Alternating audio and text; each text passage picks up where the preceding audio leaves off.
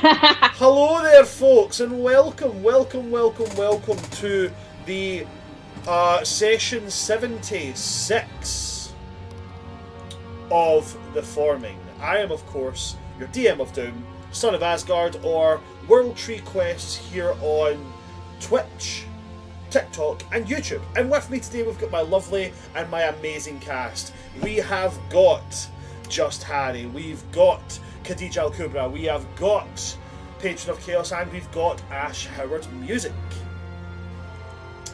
Now, before we get started, a couple of things that I do just want to quickly branch over, just because of, well, the need to say something. Quite honestly, no other reason than that. As I said before, I'm going to PAX U. I'm going to PAX U in December. It's going to be fucking good. I'm going to make a Gehenna Gaming. I'm going to run some horror games. Shit is going to be wild. And I want to see, I'm going to get to hug my friends. Like, I can't express how happy I am about this. Next stop after this is coming down to London, just so I can aggressively hug Ash and Harry. And like, I'll just come down for the hour, then fuck off back home. Not about that. Just fucking, I'll come down, I'll give Ash a hug, I'll slide tackle Harry, then I'll leave. Done. But yeah, I'm going to get to see my friends. I'm going to be there for my birthday. It's going to be great. You will see up here we do have a couple of goals that I've now got. I've decided to really make a goal ahead on this whole Twitch thing. Hi Liz, nice to get you join us. Fantastic, thanks for coming along. They don't have their headphones on. They can't hear a thing I just said. That's absolutely fine, we're going to continue. I saw your mum say, no, that's absolutely fine, don't worry. Where was I? Yeah, so we do have a couple of goals that I do have up there just now. One of them, if you're watching the show and you enjoy it and you're not following, please follow along. We are sitting on about, I think it's 650 followers on Twitch. We got 14 new followers in yesterday's session of Welcome to the Academy. It was great, it was phenomenal, it was so much fun. So if you're watching on Twitch, and you're not following, please hit that follow button. I'm trying to get to 1,000 followers before the new year. 1,000 followers on Twitch before the new year. I'm not even asking you to subscribe. Just follow. Alright? It's free. If you want to subscribe, you can do that. You can do it free through Amazon Prime, by the way, if you want to. Just if you want to. You can jump over and do the same on YouTube if you want to. If you do want to help support the channel, the main focus is I'm trying to do some networking, and the best way I can help this channel grow right now is to get other games involved. And so if you do want to help contribute towards that, there is a link that's going to go in where you can help towards, you know, getting me to other conventions, getting me to PAX U, and anything over that will go towards enhancing the stream. So if you do want to, they are there. They're completely optional. Don't feel obligated. Even if you're here just to sit and lurk and chill and watch, we love you for being here.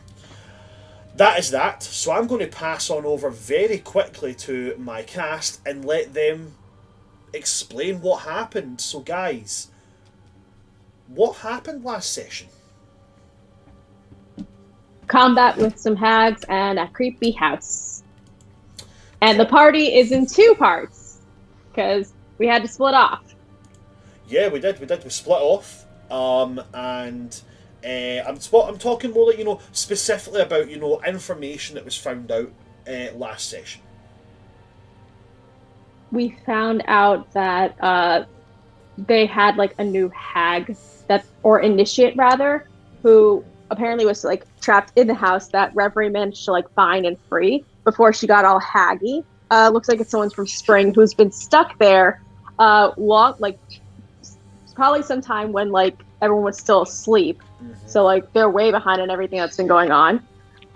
We also found out that the hut is susceptible to fire. Mm-hmm. The other hag sister poofed out to some new location where there's like a bunch of these like stones and like carcass like sigil thingies going on. So like there's something clearly being summoned, or like they mentioned like a party or something like that, but we didn't like the festivities or something like that. But yeah, bad shit going on. But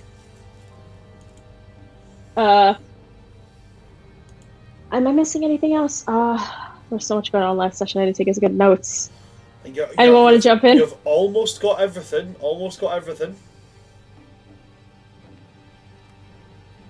Am I gonna have to do it? Am I gonna have to do it? The sister broke out of like the one that was like that Team B was fighting, broke out of like a cocoon shell of her old self and like is all like fresh and new. Yes, So that's it's what I like, was looking for. Yeah, you're very, very correct there. Very, very correct, Arya. The as it's been discovered that this particular cover represents the maiden, the mother, and the crone. The previous, as she was set in at this point, was the mother, the maiden, has elevated up to her position within this new coven as the mother, graduating from maiden to mother to make way for this novitiate who would be brought in as the new maiden of the coven. But she evolved right in front of Síla, Khernun and Kesales and essentially started phase 2 of the combat. And that is where we wrapped up, was with that. oh, and we saw them through like like they opened like a portal, so we had a window to our like team. So like, yes, Morwena has opened up a scrying portal, so you guys can see the combat that is going on at this. Can we hear place. I don't know if you specified that or not. It just operates like a scrying spell, just on a larger scale, so I'm fairly sure scrying does let you. Okay, because I wasn't sure if it was like a scrying thing or if it was like a portal window thing. There was so much going on. Not a portal at all. It's like a wrapping of roots that formed into something that you'd be able to see through. But you know what? I will go and check it out, because now that you've said that, I'm sure you can hear with scrying, and now I'm questioning myself. So. Okay, because if you can't, that changes some plans. That changes some ideas I had. But I just wanted to confirm mechanically. Let me just quickly jump here. We're going to here we are. Spell name, Scry. I can't remember if it's Scry or Scrying. We are not using the 2024 rules. We're using this one. So, you can see and hear. So you can see and hear. Okay. Okay. Does it specify if it goes both ways? No, it does not. Scrying only goes one way. Dang it. Okay, that changes plans. Although, okay, good to know though. So, we're going straight back into the combat, guys. Okay? Now, as a reminder of everybody's positions, Kesales is currently on the ground. He is down. Khernun is about 15 feet away, face to face with the hag. He's looking a bit rough. He's got about 4 hit points left. He's got his sword hanging at one hand. His armor's cracked and bent and broken. Síla still T-Rex, or Sheila's still T-Rex, and is about she used her travelling through the roots thing, so she's about 30 feet away from Síla. If you remember, she did that whole thing where she disappeared into the ground and popped up 30 feet away, which is like an earthbender.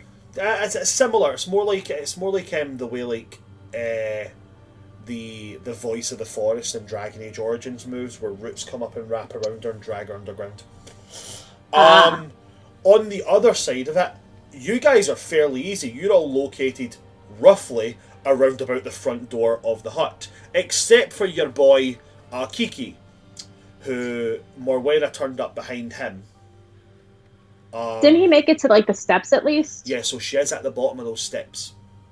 Okay. So I think the person. So what I do know for a fact is I've also got the notations here of what has been used and who has what.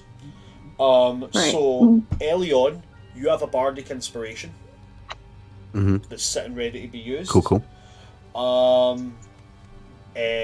Arya, you emboldening bond is still up. That last 10 minutes. Emboldening bond is still up. I was about to say it's been dropped at this point, but it hasn't, because emboldening bond goes on 10 minutes. You're very, very correct. So emboldening I don't bond drop is still it. up and active. Reverie used their bardic inspiration, and Kiki used theirs. So I think at the moment the only one with an inspiration is Elion. So, just so everybody's aware of what they got, Kiki's the one in closest proximity. You guys are 6, with twists and turns, 60 feet away from Morwena. Okay. Morwena is the crone, right? Morwena's the crone, yes. Got you. Do we still have that 24-hour boon advantage from Atuma? So it's or has it been 24 hours? No. So you have against spells and magic effects, right? You have resistance against spells and magical effects, saving throws specifically, for 24 hours. You've got about 3 hours of that left, so you're fine on that one. Okay. Okay, anybody any questions before we get right back into it?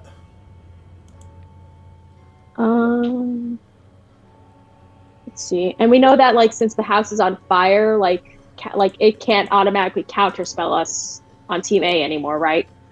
You have not seen an automatic counterspell since the house was set on fire. Okay, cool. I caught the wording of that. Duly noted. Okay. Everybody good? Okay. Yep. Okay, then we go right back into it at the top of initiative order with Morwen. So, Morwen is gonna do something.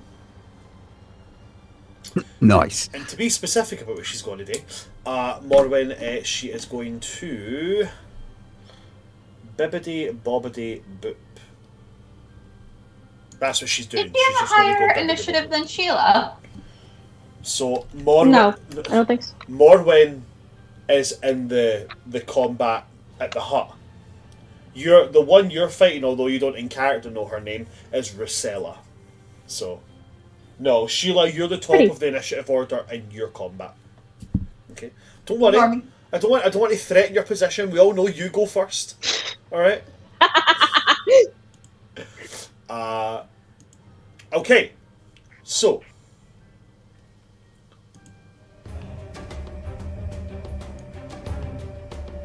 Morwen, now being within a range of Kiki, which is threatening to say the very least, she is going to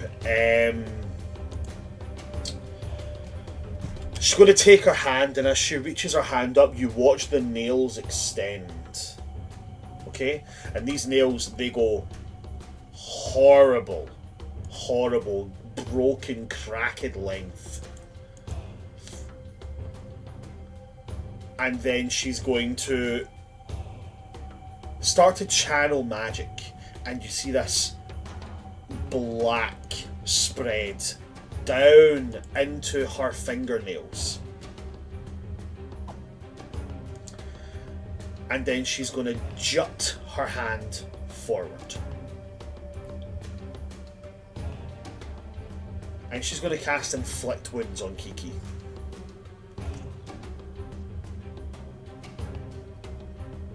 Oh no.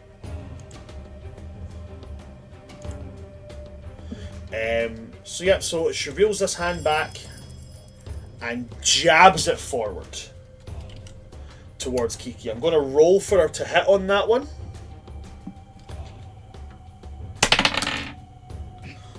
Okay, that is going to hit. Yes, that is going to hit. So that is going to be... Ooh. Unpleasant. That is what that is going to be. That is going to be 7d8. Sorry, Inflict Wounds is d10s. I'm being silly. I know that because I like necromancy. I mean, you are good at raising a family. 6, 17. Just no. Just no. 6, 17, 26. I'm using humor to help. It's a rolling high. 38 is... He's in triple digits. He's fine. 45... 48 necrotic damage dealt to Kiki as she reels her hand back, jabs it forward, and you hear him yell. But as he yells out, you hear that kind of choke as the necrotic cold seeps in through his back towards his lungs and just clutches the air out of him. So Kiki has been dealt 48 damage, and she's then just going to do her standard thing. Bonus action, unseen assailant. She delves into nothingness, and then she will use her movement. Joy Vice. After Morwena, it goes to Arya. Okay. Can I use my free skill check to try and listen out for any like footsteps or cane stomps or like anywhere she might be? You certainly can do that, but as a reminder, you are 60 feet above her. So it's going to be quite a high DC. You're still... I'll give it a shot. Okay, by all means, please go ahead, roll... Oh, well, actually, wait, hold on a moment. What's your perception modifier? My perception modifier is +5. Okay, so this is possible for you. It's a high DC, but it is possible. So roll that perception check. Because if we can't see her, we can't hear her. And you know what? Fuck it. If it helps, I'm going to use my D10 DM's inspiration too. Okay, D10 DM inspiration has been used. Okay, that was a 7. Yeah, 17 plus, and then D10. Let me get my D10. So that's a 6 on the D10, and then it was a 17 on the roll plus 5. So 17, 18, 19, 20, 21, 22, and then 22, 24, 25, 26, 27, 28. Okay, so 28. So without the D10, you would have got it. You would have needed a 17 for a total of 20. For a total of to bypass the 21 needed. But yes, you got there. Oh, actually no, I'm lying. It's a 23. So you wouldn't have got it with a 17, but you do get it after using the D10. Apologies, I can math. I promise, I'm very good at it. That's a lie. I'm not good at math. So yeah, neither am I. It's okay. You bypass the DC of 23, and for the first time in this silence, and whether that silence is caused because of the horror of what you guys are watching, seeing your allies so beaten up while something new has just popped out in front of them, or whether it is because you are so focused on defeating this, you hear it. You hear the giveaway about halfway down the stairs. The sound of a thick wooden staff just clocking against like one of the posts on the stairs on the railings, but she's about 30 feet below you. 30 feet, you say? Mm-hmm.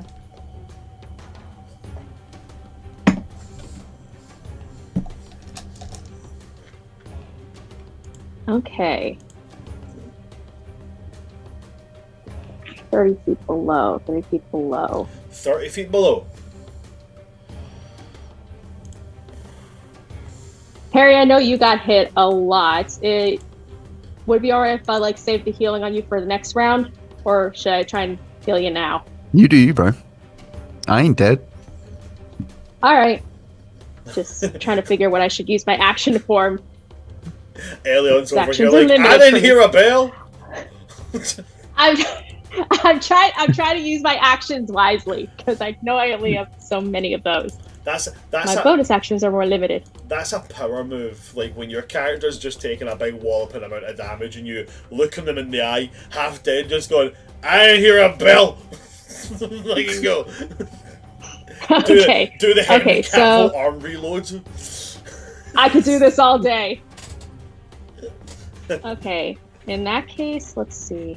I was actually playing in a one-shot just the other night, and somebody was playing a reborn monk. It's a reborn, they're like a corpse basically that's came back to life, and he had that little health. He was like, guys, I'm going to die anyway, so I'm going to do something funny. And he went to do the Henry Cavill arm reload, the and he did it too hard and his arms came off. I was like, that's how you play it, yeah. Okay, you said she's 60 feet below me, right? 30 feet below you. She was 60. Oh, 30 now feet. She's 30 feet below you. Okay. And I can't, on my cleric spells, I can't upcast past my level, right? No, I think you're thinking of warlock spells. Okay. I understand what you mean now.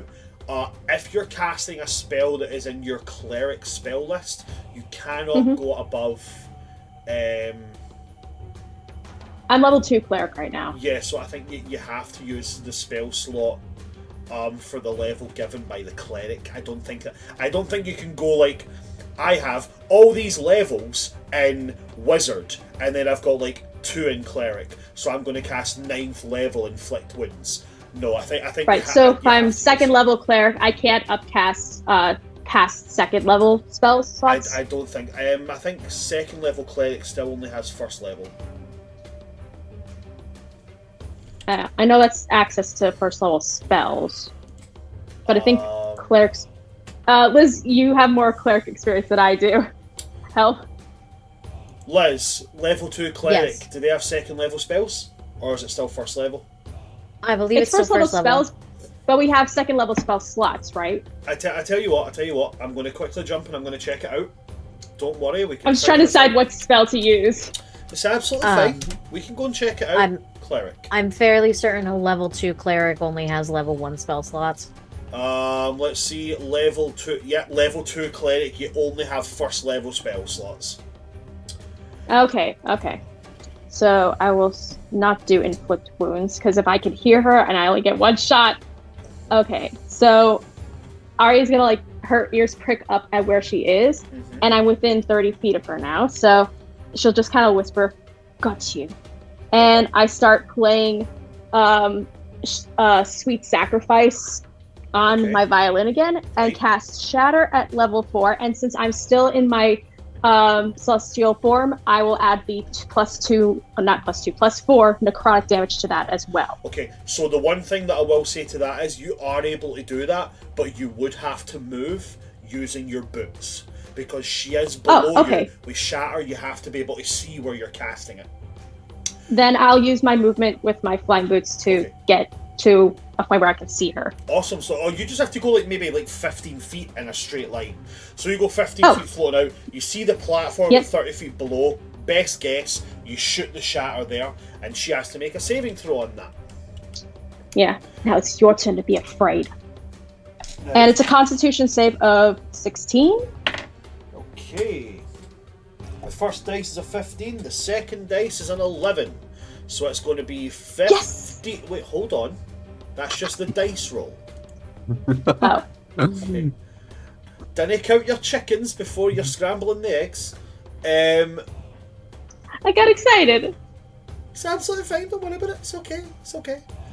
I just have to get the... Here we are. What does that saying even mean? What? Well, you can have 1 chicken, but 6 eggs. You know what I mean? Don't count your chickens before you're scrambling the eggs.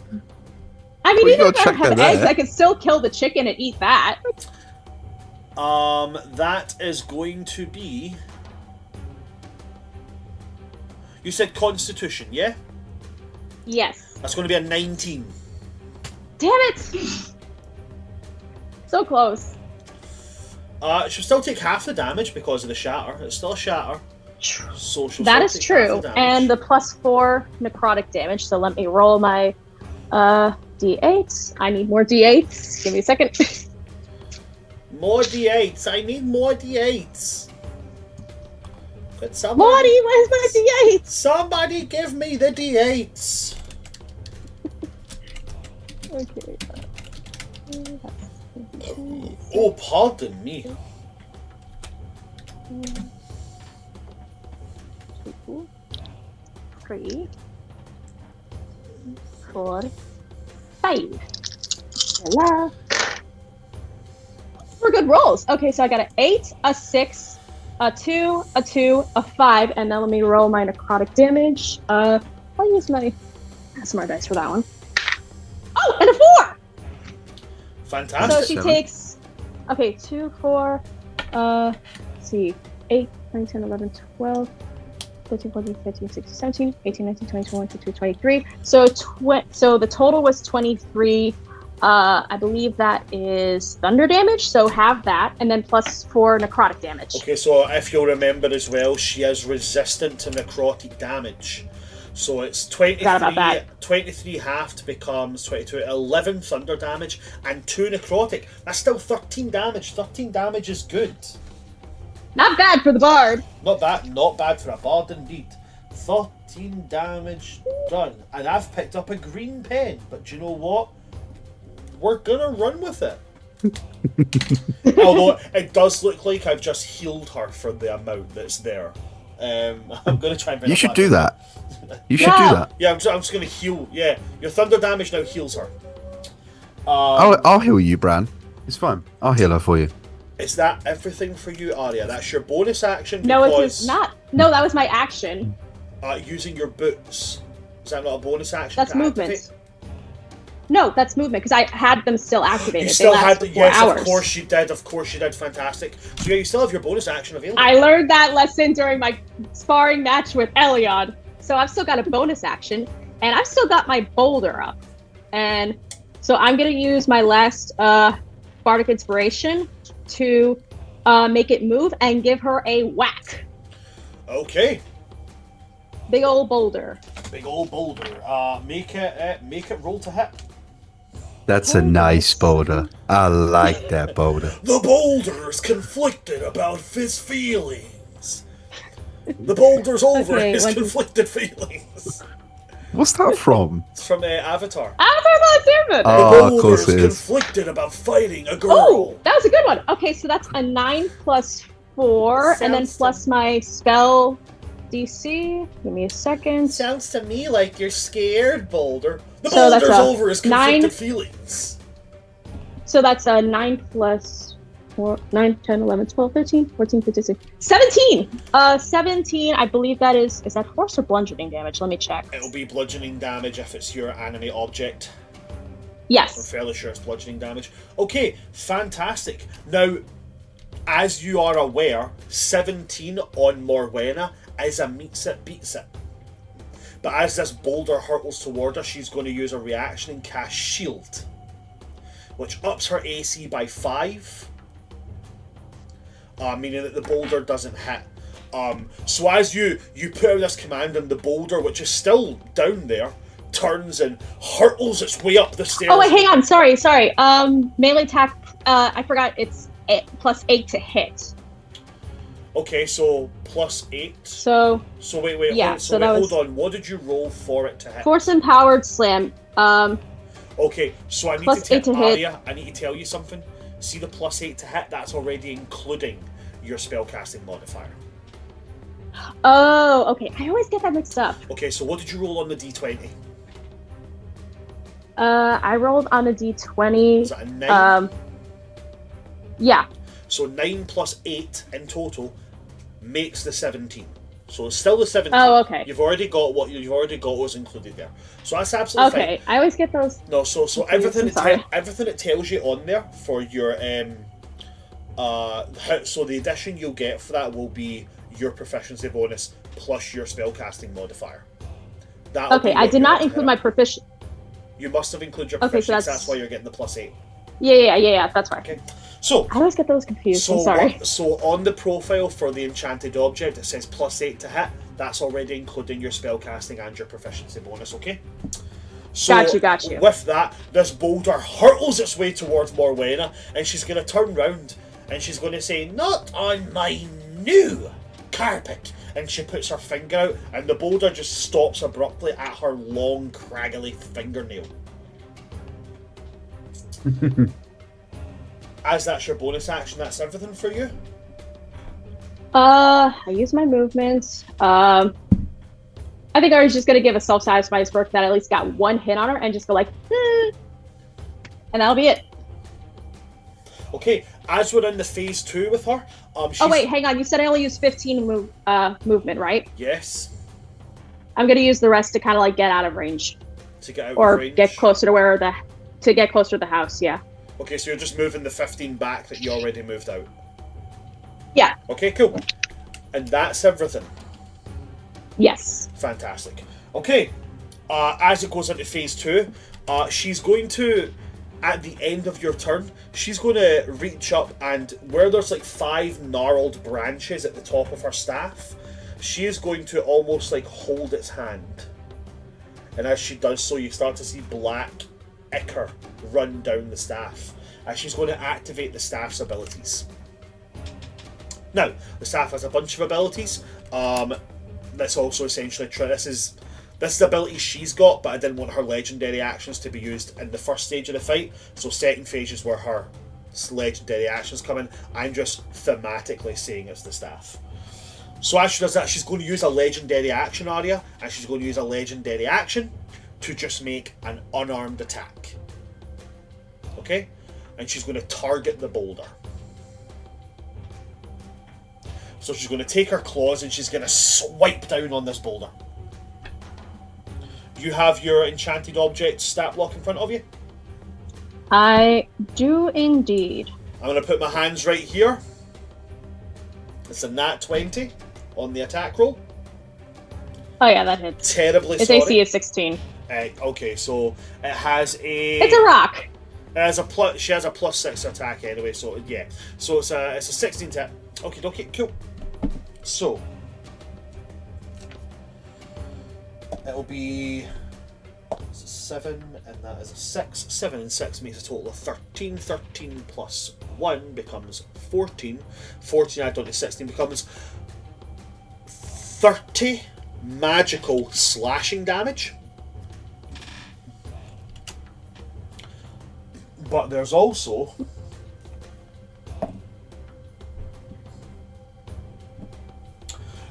9 necrotic damage.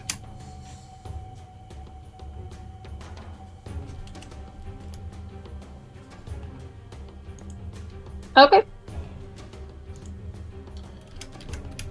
On the boulder? On the boulder. I just imagine it's like, just like kind of crumbly, gets smaller. It's at like 11 HP, but it's fine. I only had 1 bardic inspiration left to move it anyway, so. Okay. At least it wasn't me. Definitely true. Definitely true. It could be worse. The boulder was my zombie. With that, it goes from Aria to Reverie. You are up. Elion, you're on deck. I'm still in the burning house, correct? No, you got out of the burning house. We ended with you. Your last movement was getting outside because you had the Springer Ladrin girl. Because Elion jumped in the house and saw you running off and went, "Oh, okay, you got this." Jump back out. You used the ring to build like a big ice wall that brought you up, and then you and her got out of the house. So you are directly outside the house. Oh, okay, cool. How far away is she from me? The hag. Yes. Well, from what you've heard, from what you've seen Arya do, you can assume she's below you. But Arya never actually shouted where she was, so. Fuck! I forgot to do that. So you don't know. You don't know. Oh, Sorry, she's guys. invisible again? Yep, she used unseen combatant. Oh, that's fine. Oh wait, see no, invisibility. sorry. Wait, hang on. She is visible. She made an attack roll. She is visible now. She made an attack roll. Okay. How far away is she? If you move forward a little bit from the door and look down, you'll be able to see that. So, are you willing to give up the 15 feet of movement? Yes. Okay, so you give up the 15 feet of movement, you move to the edge, you look down. She's about 30 feet below you on the kind of middle platform of the stairs. Okay. I am going to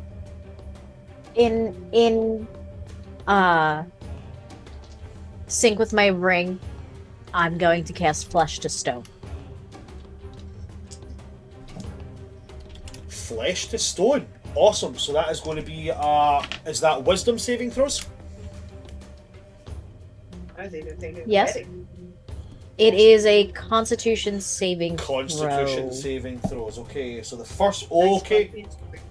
The first dice roll is a 5. The second dice roll is A 16. 16 plus 6 is a total of 22. Darn it. So you reach out to cast Flesh to Stone, this icy bite creeping up your fingers. Your hand goes pale, kind of like middle of the digits up turns a kind of pale blue. The tips of your fingers darken a little as that kind of like biting frostbite falls off your fingers. That cold air streaks forward, and as it gets to her, you see a moment of worry and panic. And she's going to flick her hand away, and she's going to... She doesn't have any quip for you, Reverie. She is locked on looking at the ring on your finger.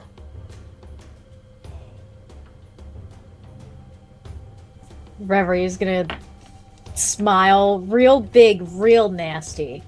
It's not a normal, like, Reverie smile. Okay. I like to think since her and the ring are working in sync, there's a little bit of that ring's malice that's just...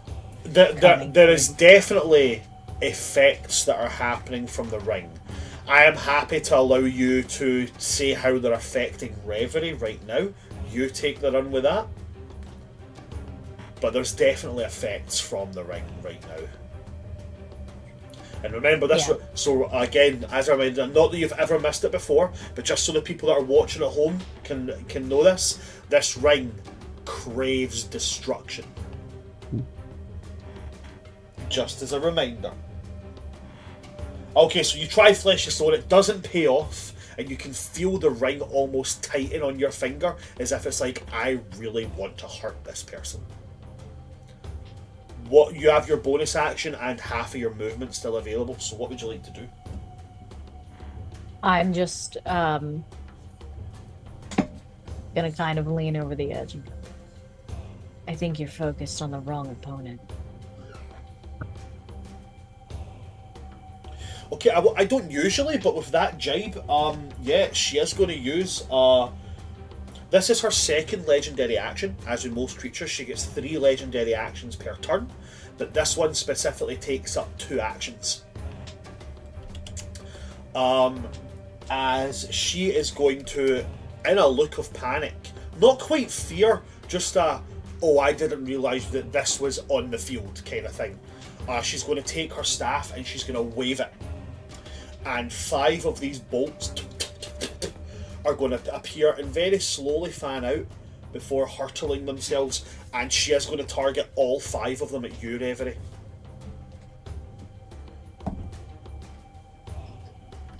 So the first one to hit is going to be a 15, which I'm assuming is a miss. That is a miss. Thought so. The second one's going to be a 25. That's a hit. Third one is also a 25. That's a hit. Fourth one's a 23. That's a hit. And I'm terribly sorry, Reverie. The final one is going to be an at 20. Sick! Okay, cool. So, let me just get these rolled. So, first one is that per bolt. Yeah, it's like magic missile. Okay, cool. So it's per bolt. Okay, so that is right. Wait, what? That doesn't make any sense. They've done the math on this completely wrong.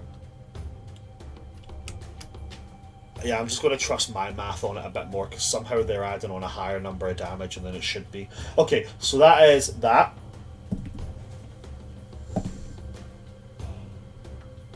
Right. Right.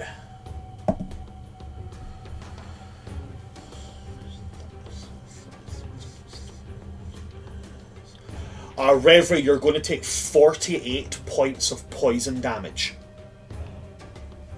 Okay? It was because it's saying here on the stat block that somehow she's adding a +7 to the damage, but her spellcasting modifier is only a +5. So I don't know why they're getting the +7. Because it's not an attack roll, so it wouldn't benefit from anything coming from anywhere else. It's not coming from a weapon. It's a legendary action she's got. I'm just theming it from the weapon. So has it got a? It doesn't. Math isn't mathing. It doesn't have a. Doesn't even have a creator name, so I can go, hey, I love your stat block, but you've done the math a bit wrong. I'm so sorry.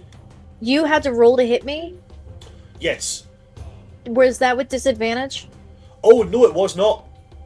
I have the Cloak of Displacement. Oh yeah, good catch. Okay, right, okay, so ignore that damage. I can't remember what the exact dice rolls were, so I'm just going to have to go this again. Okay? It was 25, a 25, a 23, and a nat 20. 25, right, okay. But the first dice I know roll, one of them missed. I know how we can figure this out. The first one was a 15, which means that the first dice roll would have been... I'm going to backwards work this, okay? Watch the DM mind kick in here. I rolled 5 dice. The first one was a 15, which means that the dice roll must have been that. And the second dice roll for the disadvantage would have been the one that equaled 25, right? You coming with me logically here? We're on the same choo-choo train here, right? So the first... You need a whiteboard. So the first... I'm picking up what you're putting down. I've got a whiteboard here, but I'm going... It's Always Sunny in Philadelphia here, right? I'm going, the brainwaves are going. So the first one would still have been a miss. The second one would have been the second dice roll that came to 25, which meant the first one would have been the exact same dice roll as that one. The third one came... the fourth dice roll, came out to a 23, which means it came out to that. Which means the second total for the attack would have been 23. So that one hits. Then we had our nat 20, right? Now that's the first roll. And then you got to roll again. And I've got to make the roll for... See, we don't need to do it all over again. We got this. We're on the brain. We're riding the choo-choo train. Alright? Okay. So it's not a nat 20. But it's only one below it, which means it's a total of 28. But it's not a nat 20. But it's not a nat 20. Yeah. Okay. So, we have 2 confirmed attack rolls, right? This is the third bolt. No, this is the fourth bolt, sorry. There's so many numbers. Okay, I'm not even going to roll disadvantage on that one because the first dice roll was a nat 1. I can't roll lower than that. And then the final bolt, that is a nat 20. With disadvantage. Thank you, Cloak of Displacement. Disadvantage, that becomes 26. Okay, Still cool. hits. So it's 3 of them that hit then, and not with critical damage. Okay, cool. So we go this. Fuck it up. Also, I'm sorry, I forgot. Would the poison effect that I had still be up, or has a minute passed? Most definitely a minute has not passed. A minute hasn't passed since this fight started. Okay, then I'm so sorry. I forgot that with that, I'm supposed to be rolling at disadvantage on ability checks and saving throws. I am so sorry. We'll get to it later. So that is that plus... Or not the savings, attack rolls. That plus... that. Okay, so the dice did roll a wee bit higher than the previous rolled, so you're still going to take 39 points of poison damage. I rolled a 10, a 4, and a 10. That's fine. Thank you. I'm so sorry, I forgot about that. Not at all. I need to be reminded of these things, okay? I am going to make I always forget that I have it. I am going to make a wee note here that your Cloak of Displacement is active. Yeah, but you saying poison reminded me of the poison. Does it deactivate if you are hit? Yes, but only for like a round. Only for a round. Okay, cool. No doubt. Should reactivate on the start of her next turn, I believe. Yes. Okay. So right. So yeah, that is her so that's her second and third legendary action being used on that reverie. Okay. So Elion, it comes to your turn now. Okay. Because I know Kiki's... I went up to where Arya was before they flew up. Kiki's below me, right? how far would that be in movement? You're at the top of the stairs. If you're running down the stairs, 60 is. If you're running down the stairs to get to Kiki, 60 feet. If you're running down to get to Morwena, 30 feet. Okay, I will run the 30 feet to Morwena. Right. And then I will make 3 attacks with my action, bonus action. Smashing. Go for it. Roll to hit. The first one is terrible. 10. So, much like the song says, much the opposite of what the song says, the first cut is not the deepest, as this first cut misses. You've got a bolted and gone. You swing the scimitar and she ducks under it. Rather spry for an elderly crone woman.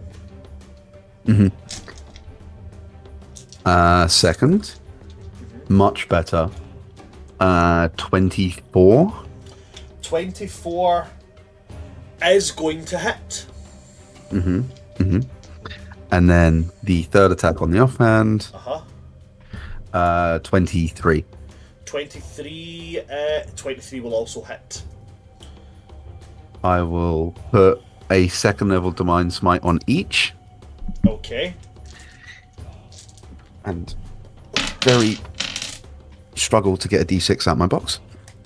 Right, am I the only one that feels this, that d6s are the most annoying dice to get out of a box? 100%. Because they're all clumped together. You would they're all think in a that a line. d4 or something like that would be easier because it's less space to grab, but no.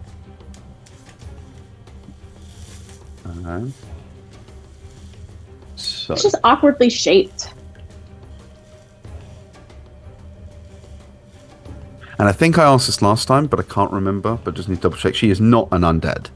She's just a not fae. an undead. That is very Okay, correct. cool.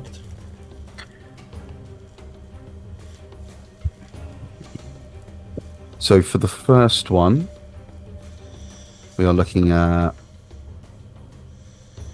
11 points of slashing.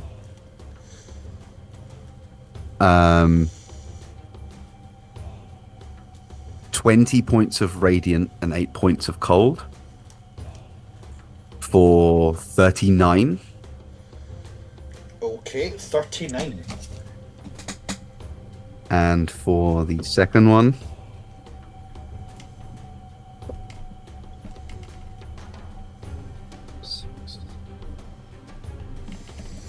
$13 slashing, 8 cold, 21,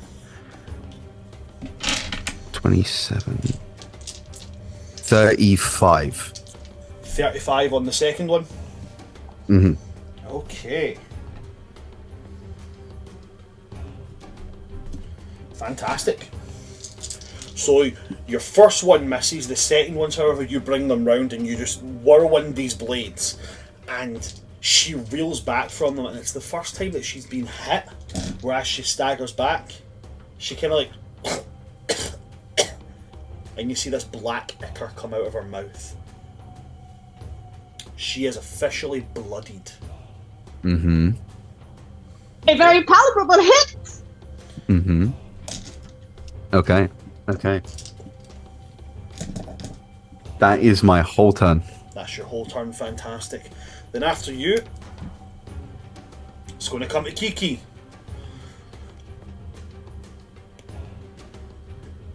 And Kiki is going to...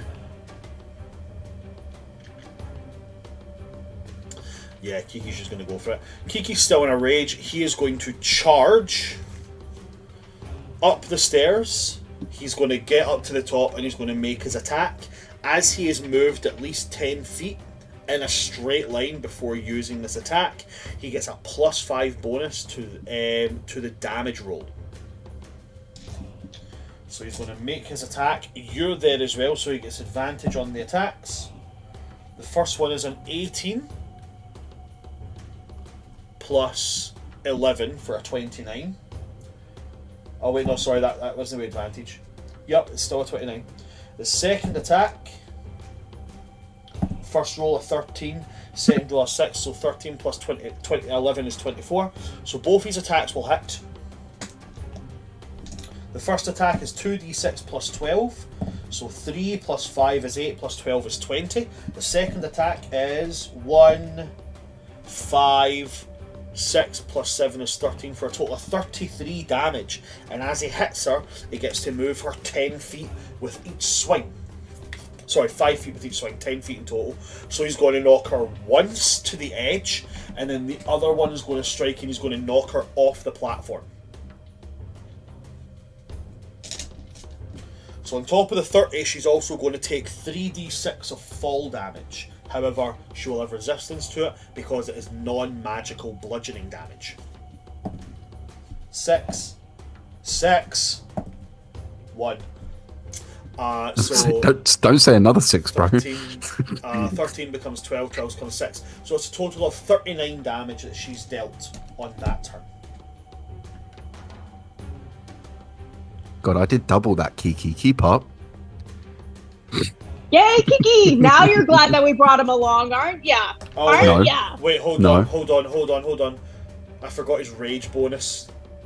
So yeah, that'll help. So 39 for 2 attacks, it would be plus 6. So 39 becomes 45.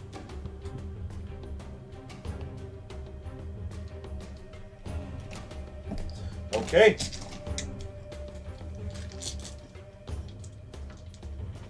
At the end of Kiki's turn, as she hits the ground, we shift back. We go through our scrying portal to where a lumberjack, a student, and a T-Rex are staring down this looming new threat. And as she stands in all her splendour, the mottled, dappled look across her body starts to kind of tighten up. Her features look like they are carved. It's that very fey aspect of how is it you say off-puttingly attractive. You know, like how the fae are described as being so beautiful that it is like it gives you like the heebie-jeebies. She's like that. She has this hair that forms like twisted and turning vines, and it's still growing as she stands there, and it hardens at the bottom, becoming like pointed barbs of wood.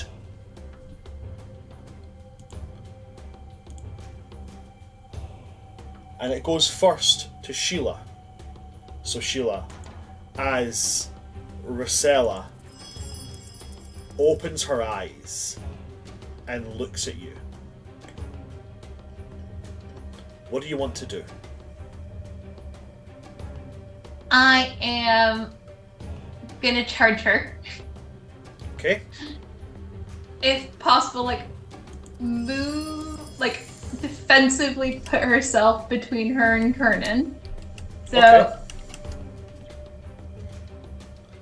I'll start with the attack first, and then I'll ask for a little bit of flavor. Get your opinion on it. Go for But it. first, we're gonna bite at her, unsurprisingly. Chomp. Okay. Go chomp chomp, Going to a chomping. which is where am I? 21 to hit. 21 to hit. Will hit. Perfect. So that is 4d12. Where's my 12? Yeah.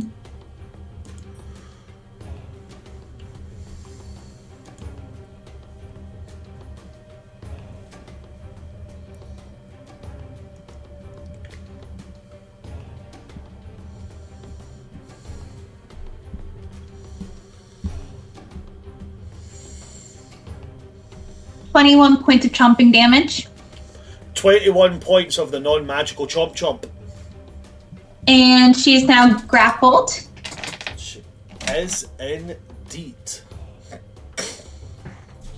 And then the flavor Okay. I was gonna ask for Uh-huh. is Síla gets the tail attack would DM allow me to use my tail to gently push Khernun as far away as possible?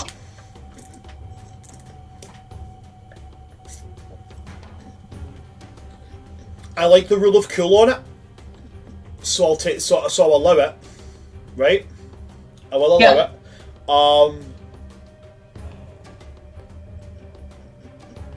The only question I've got on it is, I don't think I can do it for absolutely no damage, and I'll explain why. 1, your size. 2, your intelligence. I don't think because your intelligence you would be smart enough to go, okay, I'm just gonna skip you over there. It'd be more like a, I know you, like, go away. So I'll allow it, but I'm going to say, and again, I'm going to be fair on this, no dice rolling, no leaving up to chance. I'll say, yeah, I'll do it, but it'll take 3 points of damage. So you'll put him at 1, but he's still up and he's out of harm's way.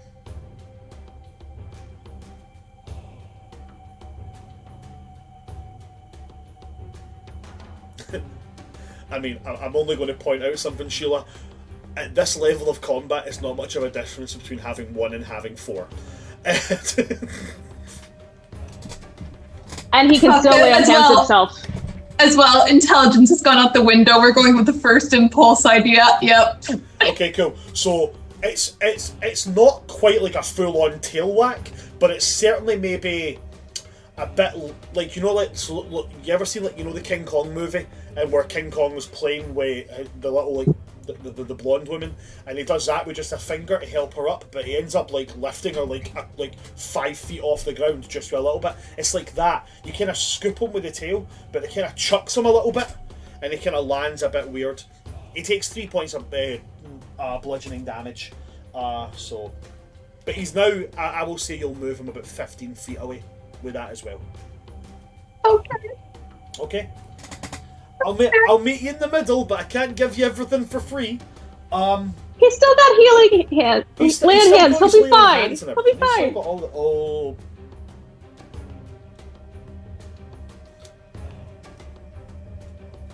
I need to check his character sheet. I don't know if he does have lay on hands. I think he used it on somebody on the way here.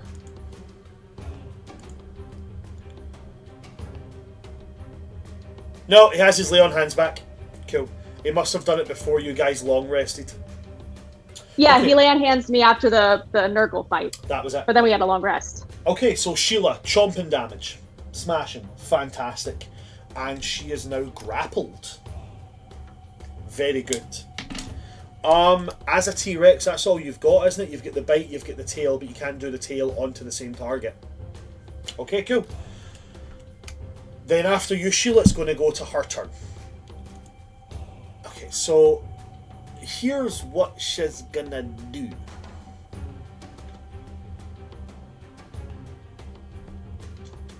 She is going to lean into what has happened here. She's going to lean into the bite, okay? Pushing herself, and as she does, you don't hear the sound of flesh being chomped on. You hear the sound of like wood splintering. The sound of like almost like you know, like crisp vegetables, the way they almost crunch. Like that kind of sound as she pushes forward, and she's going to really delicately plant a kiss on the end of your snout. And Síla, I'm going to need you in your T-Rex form to make a Constitution saving throw. You've got emboldening blonde. Or you'll fall in love. No, that would She's spoken for. That would be a wisdom save. And also, you can't fall in love because that takes away player agency. One sec. Yeah. Ooh. Piece of candy. Ooh, a piece of candy. Ooh, a piece of candy.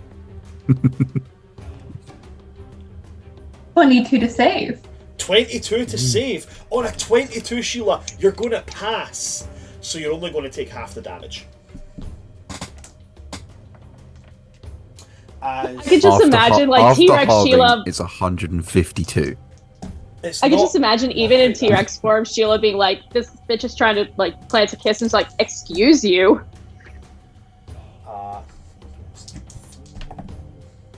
Yeah, you save because she leans in and she grazes you as you back up.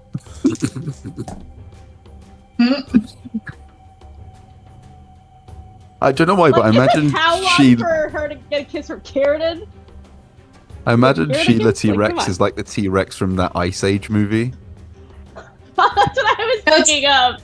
It's the Meet the Robinsons. Oh yeah. That's a good one. Oh, you're right. It is. Síla, with it being halved, that is 38 poison damage. 10d10. 10d10. Okay. No T-Rex anymore. So she leans in, she plants this kiss, and the poison creeps up, and you manage to resist it, like the full effects of it, but it does remove this T-Rex form from you, and you are back to being you. And then she does have a bonus action. No. But the bonus action doesn't really make sense. If I was the DM who was like, I'm just out to kill people, I would do it. But to me, it doesn't make aesthetic sense for her to use her bonus action at this point. So I'm not going to use the bonus action. Okay? That's the end of her turn. Goes to Kesales. Kesales is going to make his first death saving throw. Because even though they're NPCs, if they're important, I give them death saving throws. Our boy! Okay. I'm not going to tell you what they are. Carry on. It's then going to go to Khernun, who is the last.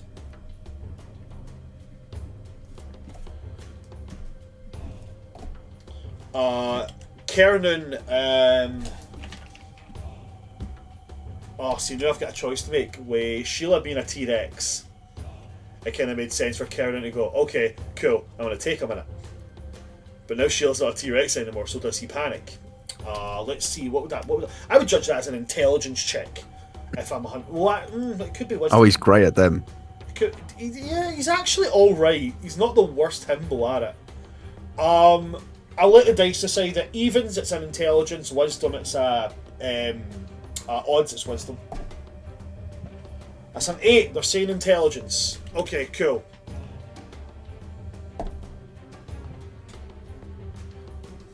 Okay, apparently the dice are on his side.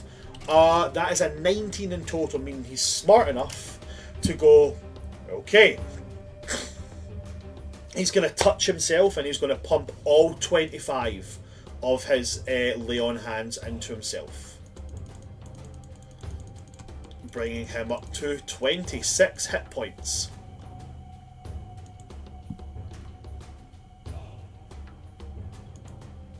And now bonus action.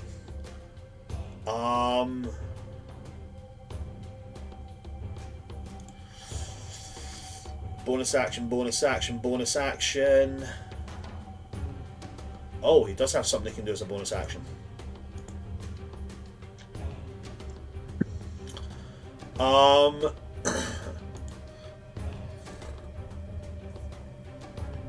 Khernun is going to cast Compelled Duel.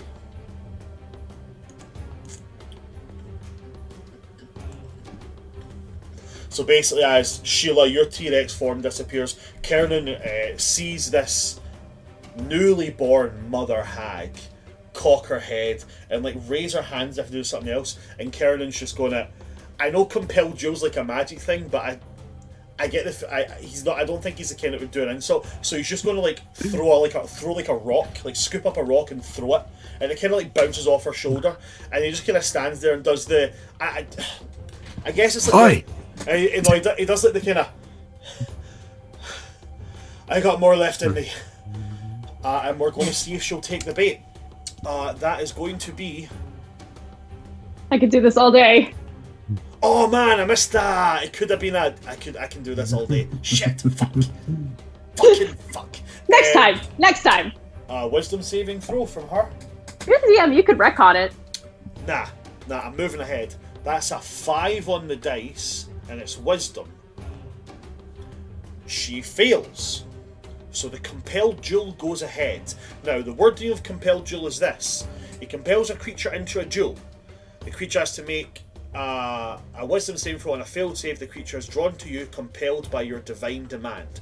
For the duration, this creature has disadvantage on attack rolls against creatures other than you and must make a wisdom saving throw each time it attempts to move to a space that is more than 30 feet away from you. And that's concentration for up to a minute. So he's going to bonus action that. And in response to that, she will use a legendary action.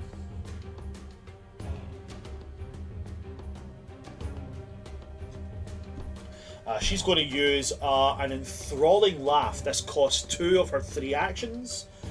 She's going to chuckle. And Síla, as you're the only person there that can hear it, because Kesales is currently face down in the mud. Her laugh comes out, and it's like a very, very like alluring laugh. It's melodic almost, as you can tell. This is a charm effect she's trying to put on him.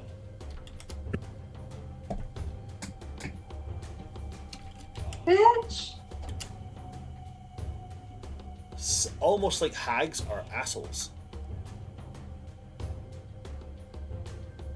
I thought he did.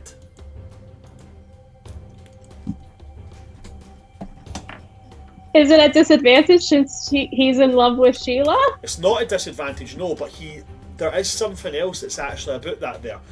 He has advantage against the charmed condition. Advantage to avoid or end the charmed condition. He an elf.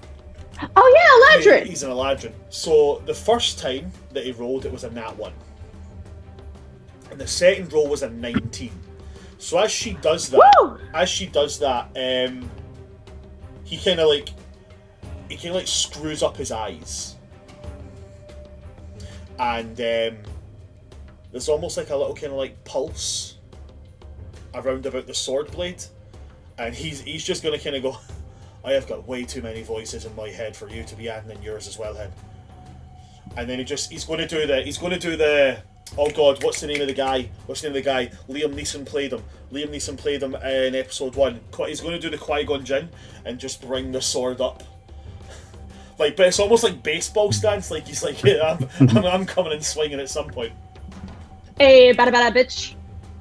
But her legendary action fails, and that is her 2 use, but it does at the end of that turn, so they're just going to come back at the beginning. Fantastic. We move on to the second round of this.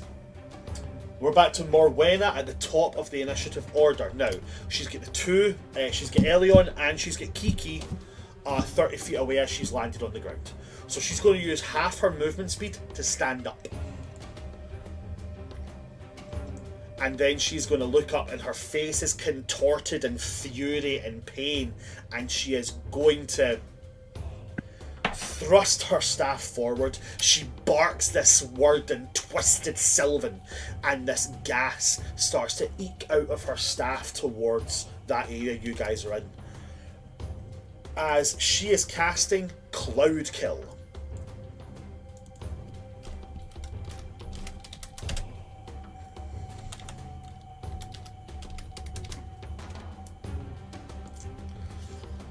So that is a... Is that a magical effect? It's a spell. Okay. So I need Kiki and Elion to make me Constitution saving throws. Alien, you've got that boon still. Mm-hmm. If Kiki's within 10 feet of me as well, he'll get +5. But I don't know if he is. He is within 10 feet of you, yeah. Unfortunately, it doesn't help him all that much. Con, he rolled a 1 and then a 4. So 9 becomes a 13, the 4 becomes 16.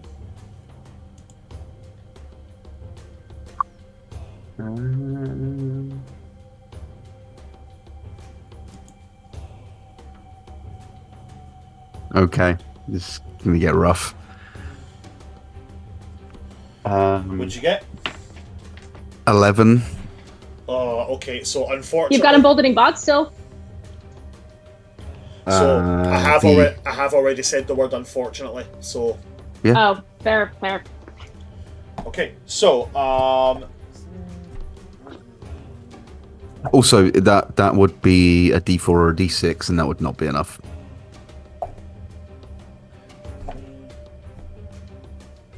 It's gonna suck. I used the advantage as well because it's a spell effect, and I rolled 2 3s. you and Oh. Kiki are both going to take 49 damage. Is it necrotic or is it poison? or- Cloud kill. It's poison. I am resistant to poison. Are you resistant to poison damage or the poisoned effect? Poison damage from the Belt of Dwarven Kind. Fantastic. Unfortunately, Kiki is not. Oh no. Which would reduce it to 24?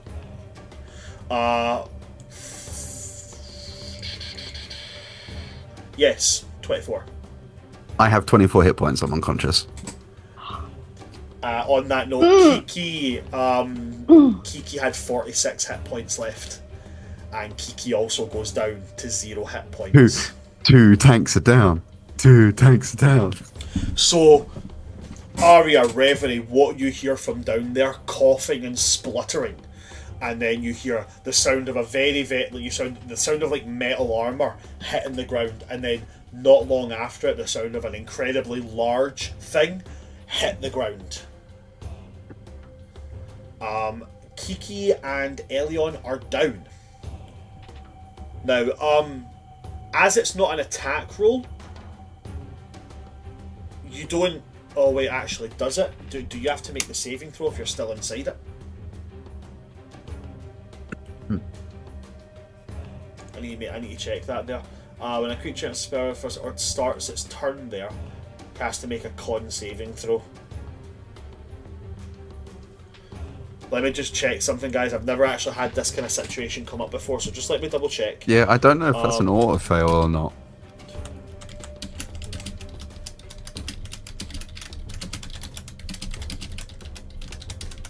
I'm having a lot of fun.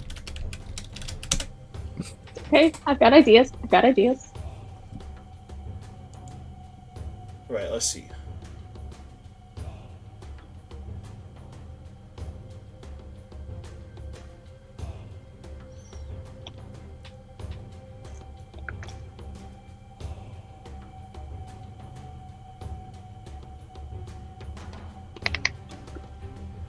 Okay. So, from what I'm seeing here,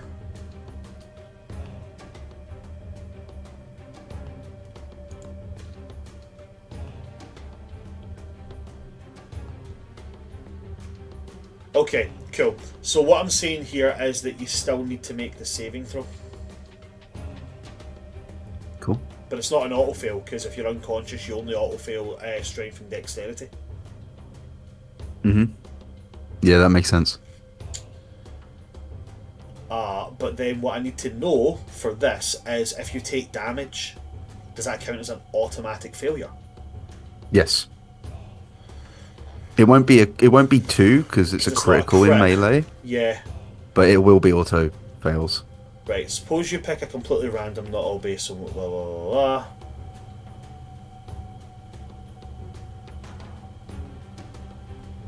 Bear with me, I've got an official D&D Beyond answer here if you just...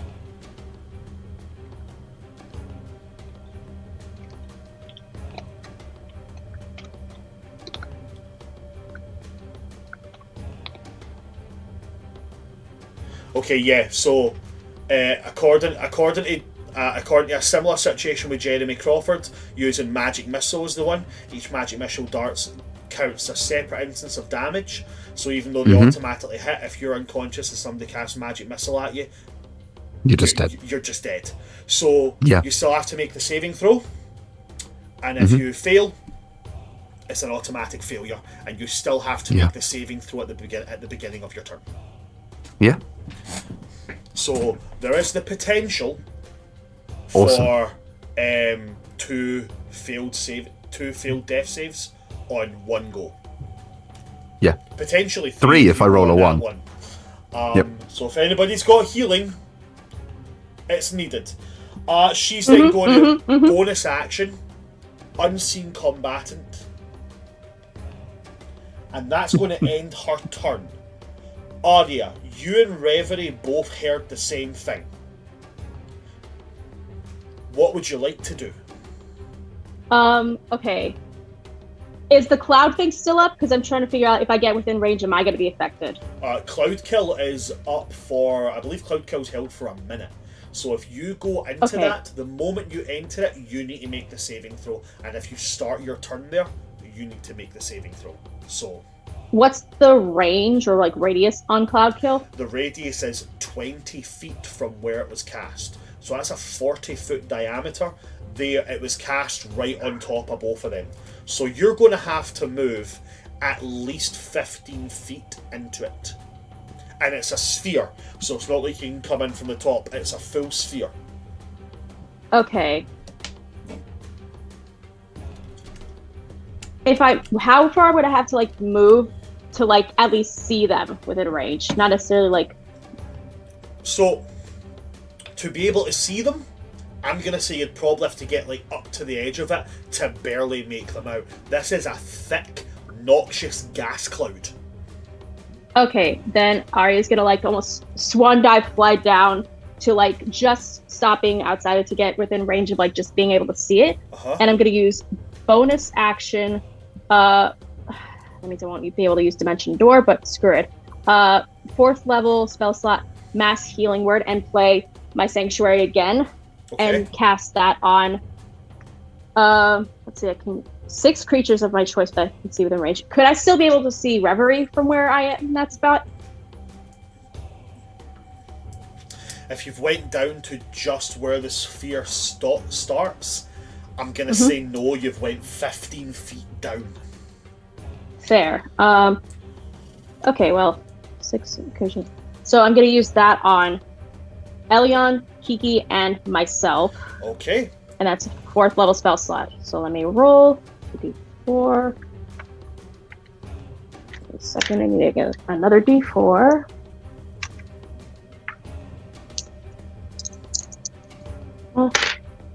Oh, shit! I got 2 4s on that one, so +4. So that's 4, 8, 12 points of healing to us. So that's a bonus action.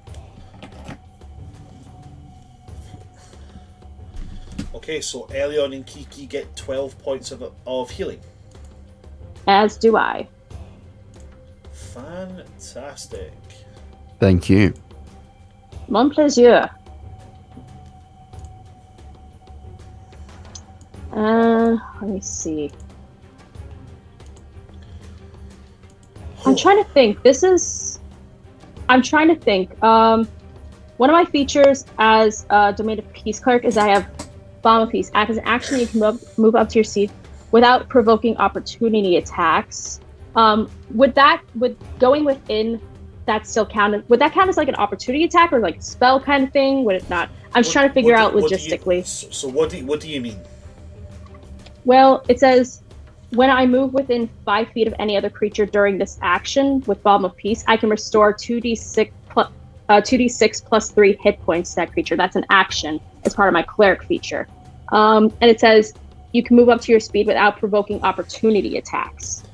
Would that count? No. Opportunity attack is when you leave something's attack range and it gets to hit you.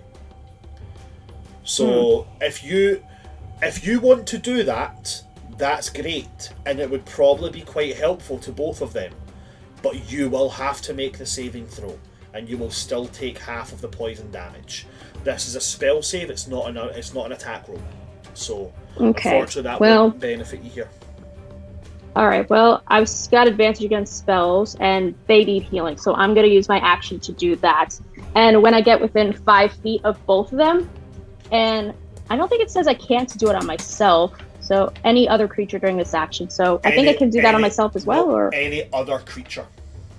Oh, okay. Just wanted to check. So you guys are going to feel like a radiating warm, like pulsing kind of like warm, comforting, like aura of peace touch you guys as I cast Channel Divinity Bomb of Peace. Let me get another D6. D6.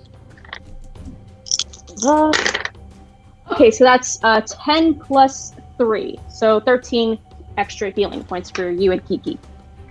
13 extra. Well done. Nice, I do need you to nice. make that con save now. Okay. Then I get advantage because it's... You said 13 there, yeah? Yeah. Just like... It'll feel like that comforting, warm, open hand that she feels from the greater hand. And that's... Con save. I got advantage against magical effects saving throws. Magical effects and spell saving throws, yep. Okay, awesome.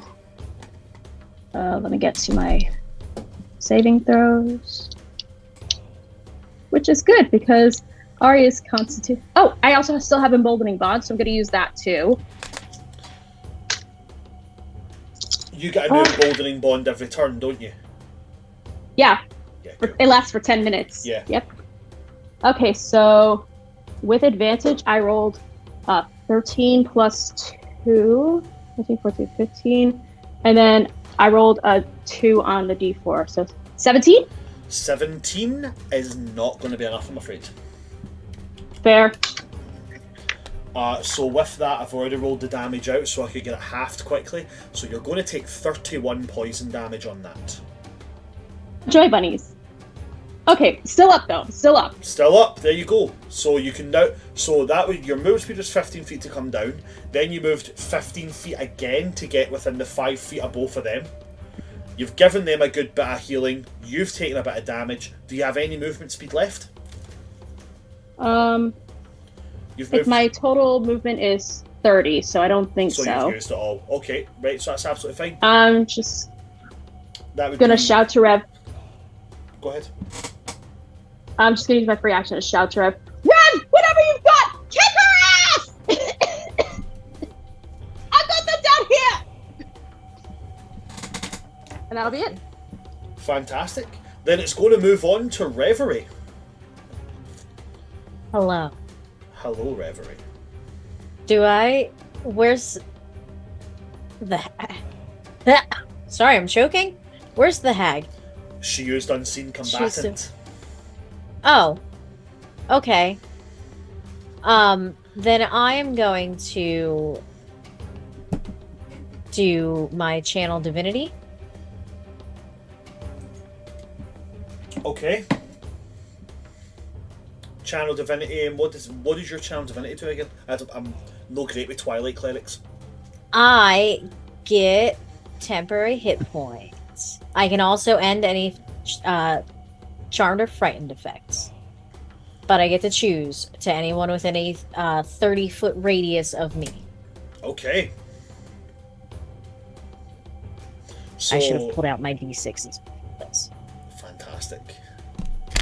I need a Taki. My heart is like thumping. This is so intense! By the way, these are amazing.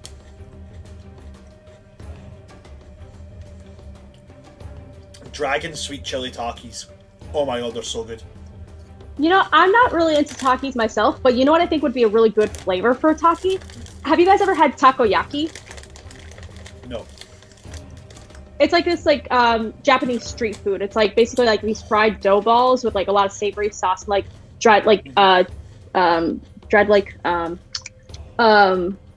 forget what they're called. It's almost Bonito like fish flakes. Bonito flakes, thank you. And there's like grilled like squid in them. It's really good.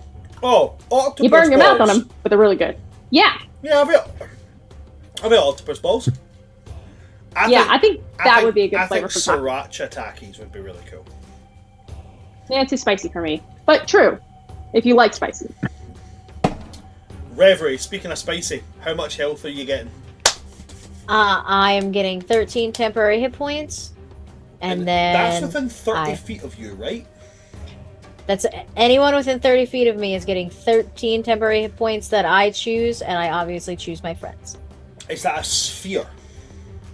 Yes. Then yeah, they are within range of it. So you guys are also going to get 30 temporary hit points. Not- 13, not 30. 13, 1-3. It's not. It's, 30 would be crazy. It's not winning the day, but it is pulling your ass out. Hey, the it's more than fire. I had before I got It's hit. something. Yeah. By the way, is it's a Elion safety back net. up? Yeah, so they're still on the ground, but they are conscious. They're not making death saving throws anymore. Yes. We are the equivalent of laying on the ground, eyes just open. It's still something. It's much better.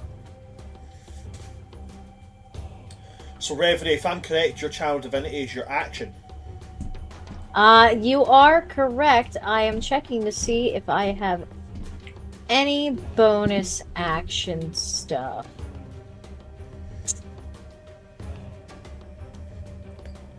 Oh. Sorry, I know this is very unprofessional. I need to check this email. Sorry. How dare you? Yes. Fuck yes. Actually. Sorry, the theatre company I'm with is we had to do a vote for what the next show that we're doing is going to be. Ooh. We're doing Joseph just now, and the options for the next musical it was put to a vote between Adam's Family or Guys and Dolls, and we just got the results of the vote. So I do not have any bonus action stuff. Oh man, I missed We are theater. Both include snapping. no bonus actions. For now, yeah. Fantastic.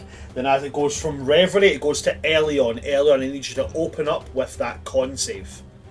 Yes, sir. At least you're not opening with a death Opening save. bond. A boldening bond is a D4. I believe so, but let me just double check for you, my friend. Golden bond. Yes, that's a D4. Be 21 total. 21 is going to be success, so you will take half the damage that I roll. Mm-hmm.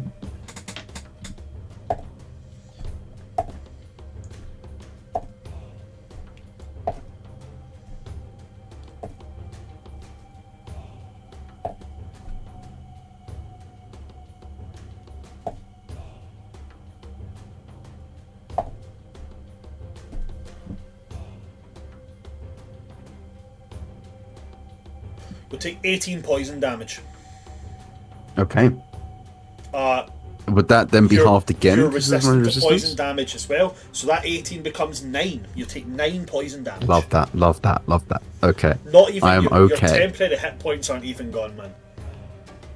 So you Okay. get up, you've got this kind of like wee aura of shadow around you, just kind of like pulsing and pushing the majority of the toxin away. I will spend half my movement to stand.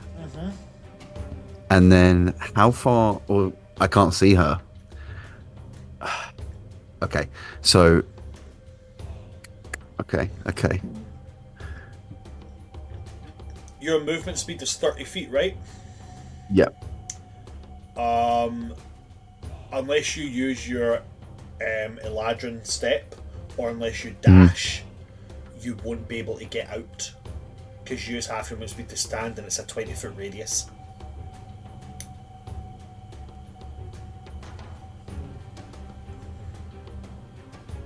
I am going to use my action to use lay on hands on Kiki Okay.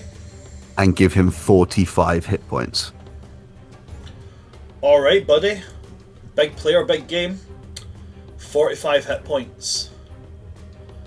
Bringing him to high double digits.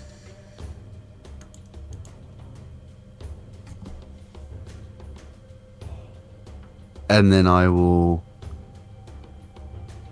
15 seconds, does that get me to the edge? So 15 feet will get you... No, 15 feet will get you 5 feet away from the edge. It was cast right in the heart of you two. So...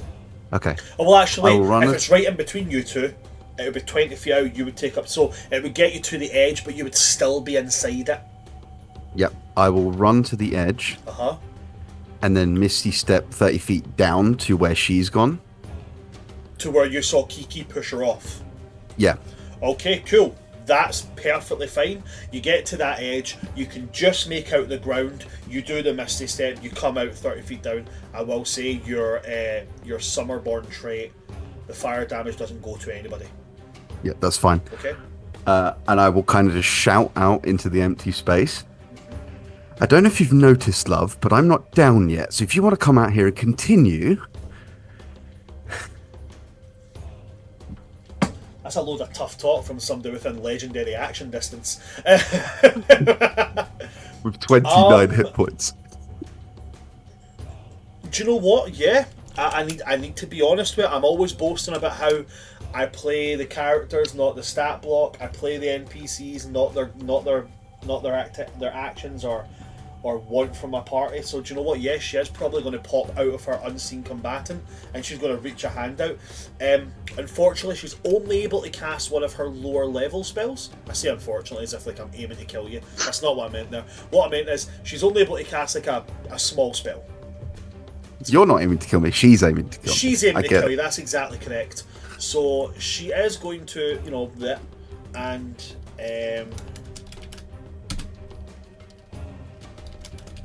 she is going to cast. Are any of these within range that she can use them? That's the question. That is in fact the question. Harry, I told my partner that that you're out here smack talking a hag, and he just said, "I approve." Mm-hmm. As somebody who loves using hags, and you can see why, hags when used properly are lethal. There's nothing I love more than somebody who's brave enough to actually smack talk a hag, because they got some. Their one weakness is arrogance. They got some real egos, man. They'll come at you. But for once, it's working for us. I don't think she's got anything that's actually. Oh no, she does have one. She does have one. She has one that's in range. She's got Ray of Sickness. So it's a ranged spell attack. Throw because you are immune to the poison condition, right? So you will take 5, 7, 12, 6 poison damage. Okay. As she pops out alongside and she goes, "You're not looking too well, dear. Perhaps Thanks you for can letting me sit see down." you. Thanks for letting me see you, Hellish Rebuke. Okay! Early on out here with brain cells. I like it. Okay, cool. Hellish Rebuke. Hell fucking yes, man. Dex save. Yeah. Okay, that's a 3. 13, adding on her dexterity saving throw modifier, is 14. I do believe that's a fail for you. That is a failure. 14. Rack it up. That's really good. 24 points of fire damage. 24 points of fire damage. Fantastic. The flames wreath up around her. And she starts to scream as the flames bite and lick into her skin. And that will be my turn. Okay. It then goes to Kiki. Kiki's going to make his con save.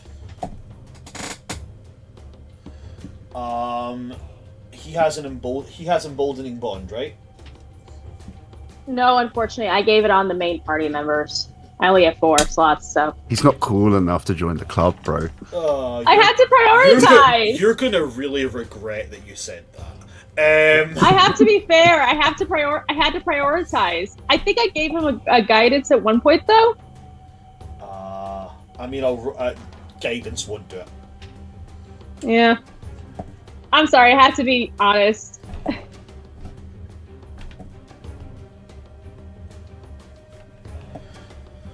Okay, so I need somebody to do math for me. Yeah, sure. 8 times 8. 16, I think. Oh no, wait, that's 8 times 2. Sorry. Times 8 is 64. 64. 64. I ate and I got sick on the floor. 8 times 8 is 64. See, my brain is so fucked that the way I do times tables that are high is I will take 10 and minus 2. Like, I'll times it by 10, then minus 16. So, Kiki, I just had to be honest. Kiki's going to use half his movement speed and get up, leaning on this hat on his maul. And as he gets up, he's going to straighten up. And as he does it, he does the silly thing of as he straightens up, and as he breathes in, he rolled a nat 1 on his saving throw. No! It's fine. So he should be okay. No, nat 1, so critical failure. Oh, right. So 8 times 8 is 64 on top of the rolled damage of the cloud kill as well. He just immediately takes an inhale and then he starts spluttering and coughing and he just goes right down again. He hits the deck. It ate right through the temporary hit points he had as well. I regret being Brother honest. wasted my lay on hands. What a dumb you. What a dumb mute, man! You go back to your Marge, you Can't crusty bring this ute. guy anywhere, bruv. I love how Elion's actually just a roadman, just in hiding. Just like... He's, you know those TikToks where it's like the roadman and the really posh guy switch bodies? Yeah. He's a roadman, but he talks pretty posh. There used to be a guy that I followed, and it was like he would like watch movies with his daughter, and he'd be like roadman. So like, hey, yo, what's this? And she'd be like Finding Nemo, and he's like, Finding Nemo. All right, well, and then like playing, and be like, oh man, that kid's Marge got messed up, man. And it's like he gets to the bit with Dory and he's like, man, that Dory is bare forgetful. She's been bunging too much of that banana kush, man. He was really, really funny. So unfortunately, Kiki is going to go down on that again. So he's out for the Damn count. it! He doesn't need to make a death saving throw yet. He doesn't start his next turn, but we do jump back to the other combat. Síla, you're no longer a T-Rex. She's within 5 feet of you, but she's now looking at Khernun. What do you want to do?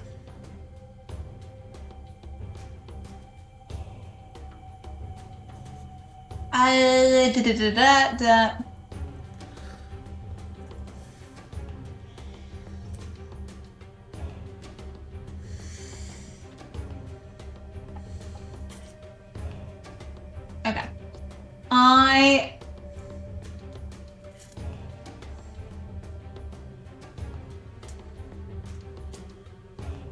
She's weighing up the options. We're gonna go back. We're going back to polymorph. We're gonna do T-Rex Síla again. Okay. Don't tell me anything. Don't tell me anything. Don't say anything. Don't mention nothing.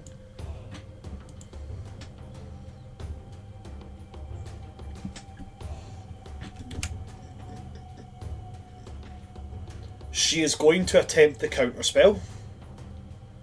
And I'm just going to pull 4th level out there. Is that high enough for polymorph, or do I need to make the roll? 4th level. 4th level. Okay, cool. She is going to use her reaction. She's seen you do the T-Rex thing, and it's fucked her up a little bit, if I'm going to be 100% honest. So as soon as you go to polymorph, she's just going to turn and just twist her hand, and she does it in very. And oh, do you know what? I'm going to lean into something on this. Would be in a moment for Síla. As you start to say the semantic components for the polymorph, she's going to do it, and instead of putting her hand like that, she's going to just put her hand like this, and within 5 feet of you, she's going to put it right to your lips, almost like she's going shh, and shushing you.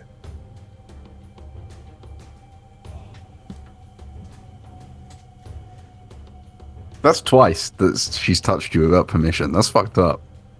Consent, bitch! One of them was a little delicate kiss on the nose, and Síla is like, oh. It's like the world's worst grandma. I know right? that's what hags are, but... So, Síla, unfortunately, odds. your spell does get counterspelled. I have to mark off I've used her 4th level. And your spell slot. personal space does get violated. 4th level has. I cannot get over your face right now. It's valid, but I'm just imagining that Sheila's face too. Hold on just a moment, please, guys. Sheila, do you have bonus actions or anything you would like to do? I'm gonna hold my bonus action. Okay. What are you holding your bonus action for? Oh, you want to use your bonus action and just flip her off? No, I'm gonna hold my bonus action in case. In case of? So I can use cutting words if need be. Oh, okay. Is that a bonus? I thought that was just a reaction. Oh yeah, it is actually. Never mind. Take that back. Because it takes from your bardic inspiration, so I was. Gotcha. Well, no, I completely understand. Do you want to use your bonus action for anything? I'll just give one to Khernun. Bardic inspiration for Khernun? Yeah. Okay.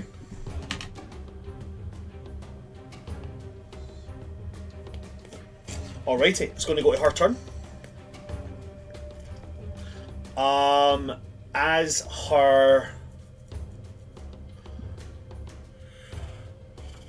her action, she is going to.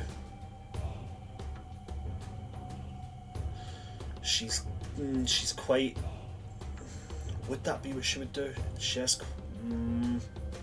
No, she wouldn't do that. She's not that cocky. She's still quite low. As her action, she is going to. She lifts her hands into the air and she slams them into the ground, and in a 30-foot radius around her, vines and roots burst out the ground, reaching towards anybody they can grasp. Kesales is going to automatically fail because this is a dex saving throw. So Kesales gets wrapped up immediately. Sheila, I do need a dexterity saving throw from you, and one from Khernun as well.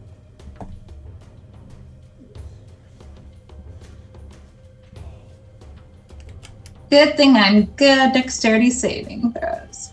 Okay. What did you get?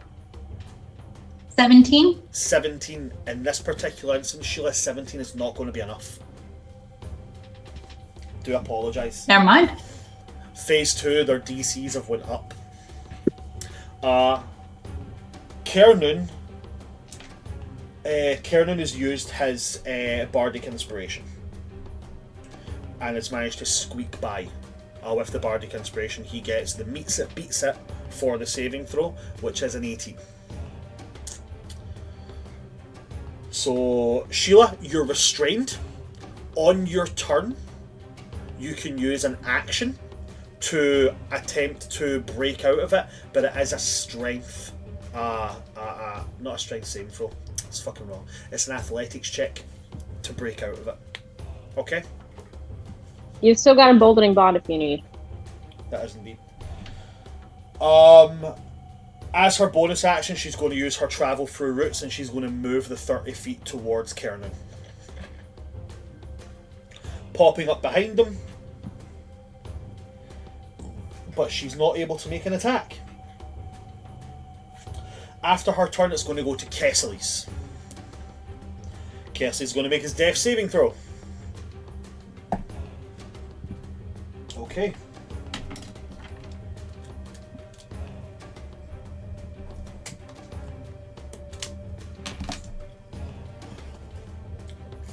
And then it's going to come to Khernun.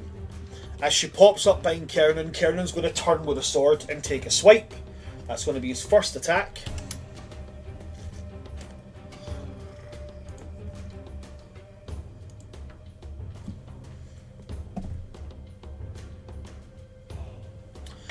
And then he's going to use a bit of movement speed to duck around her, to kind of go around to her back, jump up and try and bring it down two-handed on top of her. And that's a dirty 20.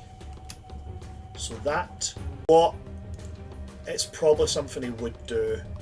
So he's going to pump the second level Divine Smites into both of them. Yeah.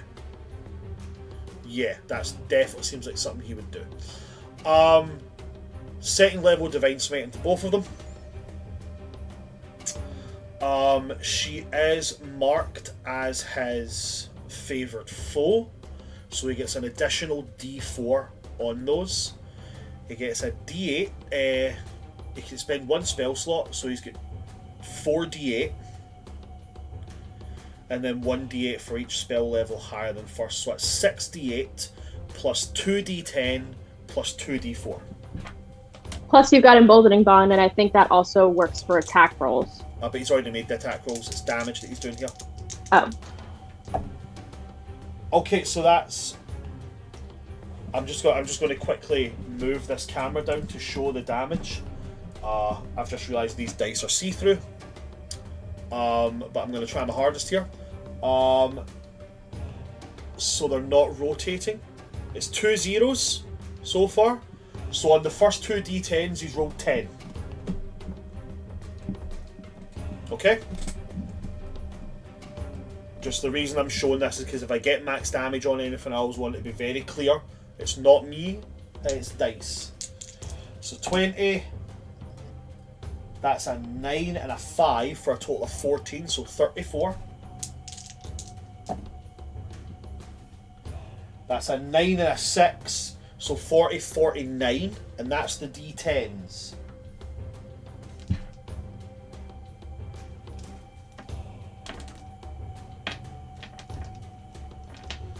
Sorry, that's the D10s and then the D8s. Sorry. Then I'm at, oh sorry, I've got 2 additional D8s to roll, 6 D8s. That's 49, that's a 5, which is 54, and that's 4. We add on his modifier for the attack rolls, which is plus 5 in each of them, so 64 becomes 74. And then with the blade he gets an additional D8 of psychic damage.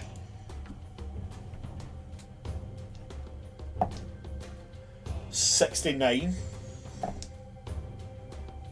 Nice. 69 plus 7 makes 76. So Khernun deals out 76 damage with his 2 attacks. What a unit. And there's like The boys become a man. Real rage in his face as he's swinging with this. Like there's none of the careful combatant with the axe. He is swinging with the full length of this blade, carving chunks away where he can. And as a legendary action at the end of her turn, she's going to jut out a hand and grab onto his chest. And you watch as vines and branches spread out, wrapping over him and basically holding him in place. And she starts to chant as she stares at him. Back on the other side of things, Morag has popped out of her hiding. She is burned, scarred, scratched, and as part of her action she's going to look towards the scrying field, and she sees Síla restrained, bound in these thick, dry roots, Khernun with these black veins spreading up him as these veins began to suck the life out of him, draining him. Is that a magical effect? This is hours away from you. No. I'm wondering, not for me, because like he was in the same spot with us as Atuma, so he's got the advantage boom too. I made the roll with the advantage. Oh, okay. I'm aware, don't worry. And you can see Kesales on the ground, damn near mummified by these roots and vines. And she's going to say, "It looks to me, dearies, like time is up for your friends." I'll make the rest of it quick. And she's going to do... she is going to cast a spell on this one. The spell that she's going to cast, she doesn't have any of her higher level spells left, but she does have something that she is going to do. Yeah. She's going to gesture to a bunch of, like, you know, the little, like, bone tokens and stuff that she's got hanging around. She's going to gesture out to them. And she's going to cast the necrotic spell, Dance Macabre. Now, for those of you who don't know what Dance Macabre does, I will read it out to you. It's very similar to if you've played Baldur's Gate 3. Very similar to the spell you get in that. Dance Macabre. So threads of power leap from her fingers and pierce up to 5 small or medium corpses within range. And each corpse immediately stands up and becomes undead. I can specify whether it's a zombie or a skeleton. Being realistic, they're probably going to be skeletons at this point. And they get a bonus to attack and damage rolls equal to her spellcasting modifier. As a bonus action, she can mentally command each of the creatures to follow an order. She essentially gets 5 bony henchmen as they all jump up. That's her action. As her bonus action, she's going to say... Oh, how would she word it? That's what she's going to do. She's going to go... Keep them at bay, pets. And she's going to turn round, face this scrying portal, and she's going to do the exact same. She starts chanting alongside the chanting coming from the other one. Okay? At the end of her turn, Arya, it's you. Okay. I think when she sees or even hears Kiki go down, her first instinct is to try and help, but then she she remembers her friends in a bad situation through that scrying mirror, and she remembers because it's her brother, what Koldrada said back during the siege, how she is not expendable, no life is expendable, and she thinks to herself, if one of our healers goes down, who's going to take care of everyone after this? So she thinks that she has to prioritize herself for once. She's got to take care of herself and give everyone a fighting chance. So she just goes, I'm sorry, Kieran, and I'm going to use my movement to... How far would I have to get out to, like, get out of the cloud? To get out of the cloud? You're already out the cloud. Oh, I'm already out? Okay, cool. Yeah, you used your... Oh, no, wait, no. You weren't out the cloud. No, I went back in. You went back in. So at the start of your turn, you need to make a con save. Con save? Okay, I'm going to use some golden funds. Give me a sec. Con save. And then that's a magical effect, so advantage. Voila. Oh, yo! Nat 20 on advantage! Plus okay, 2, fantastic. And then Emboldening Bond. That's a 2, so 22. So that's going to be a pass. You'll still take half the damage of the cloud kill. Okay. So let me just get that rolled.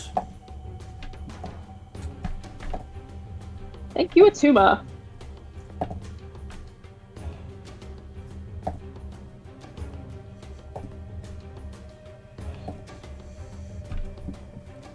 So you'll take 15 poison damage, with that being halved. Okay. Okay, thank you for temporary hit points. So how much of my movement when I'm on my wing boots, how much would I need to get out of the thing? To get out of the cloud kill, as you moved into it, to get within 5 feet, you'll need 15 feet to get out. Okay, so I'll move 15 feet to get out. Mm-hmm. And quick question. To take a potion and drink it, would that be an action or a bonus action? So that is a bonus action. Okay. If you use an action, you get the full health rather than rolling for it. It's not a health potion, though. Oh, if it's not a health potion, then just a bonus action. Okay, then in that case, she's gonna go into her little pouch on her hip, And she takes out that, I think it was either bronze or brass. Let me check my inventory notes. What's that? Acrylic. Oh, bronze potion bottle, the transformation one that we nicked from the Yuan-Ti Fae. And she remembers Kess had said that it was a transformation thing. They didn't say what it was, but to her mind, it's like, okay, transformation. Maybe it's like polymorph like Sheila's. Maybe this is something that could help us. And so she, with a prayer to the greater hand that this doesn't kill her and gives her something to help her friend, she just bottoms up into Tanya sing soprano, and I chug the potion. Okay. What does it do to me? So it is a transformation potion, so you are going to transform. Okay. As you drink this, there's a brief kind of moment where it's like you'd be forgiven for thinking it didn't work. And then you feel this lurch in your chest. And then it lurches again, and you find yourself kind of thrown to the ground on all fours. As with most transformations, it's not pleasant. Your body is reshaping itself. It twists and turns, body parts snapping into new positions in order to become what you are changing into. Your hair is going to darken, become a deep blood red. And then it's going to spread over the rest of your body. One thing that doesn't contort into a new shape is your face, as your face remains exactly where it is, but this red hair covers the entirety of your body. And then comes the tail, as it comes and curls down, and it almost rattles until it's not a rattle, it's the chitin that covers it. Insectoid chitin. At your back, as wings pop from your back, and you have porcupine health pool is depleted. Okay. There's. I'm gonna fly 50. I'm gonna use the 50 feet to fly to her. So you fly down. You're 10 feet away. Tail have range. Right? You can average. 8. That's 2d8. This is 17. A little difficult. All right. Guiding bolt. Guiding bolt. This time. Our shield wall. That's usually in the middle. Break. Well,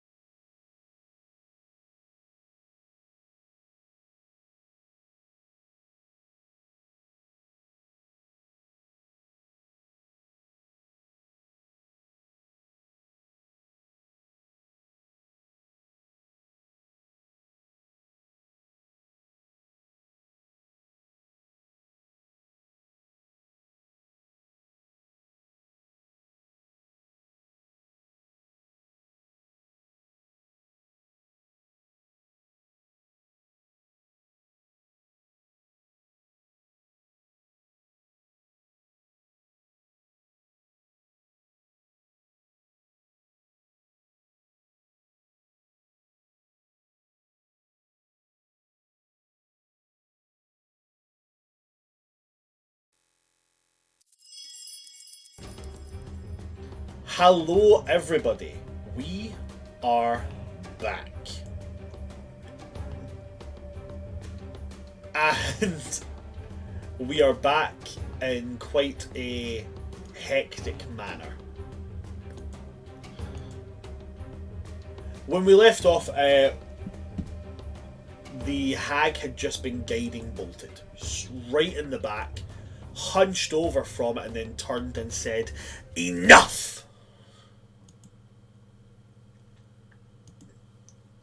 And as she does this and she yells this out, as I've said to my party members, I'm going to go into a almost cinematic description here before we move on to the next part. When I need a reaction from you guys, I will ask you and you tell me what you want to do. Okay? Is everybody okay with that? Mm-hmm. Cool. This wave lashes out from her, spreads out the entire length of this field, this opening that you guys are in. The murky water that surrounds the swampy floor is flung aside. No more water here, it's just mud. Where you can see the dozens of bones that have been crunched under your feet during this combat. Clothing from Spring Eladrin, who were caught here when the hags first made their assault on Spring 6 centuries ago. And she's going to say, "You impudent little curs. I did not spend 6 centuries creating the largest offering, only to have you come in at the last minute and ruin everything." And she twists her hand, and these horrific, mulchy, almost sinew-esque lengths start to come up from the ground and wrap around her, and she starts to expand and grow, becoming taller and taller, becoming a huge construct of rotted tree and twisted necrotic flesh, plague bubbling from her very person. That staff left at the side now, as the gem from it has moved up and is now pulsing with a deep green light in her chest. And she's going to say, "Your little friends were too late, and now it's too late for all of you. I am still invincible. No harm can befall me." And she's going to put out her hand as again more of these dead start to rise, coming towards the tree.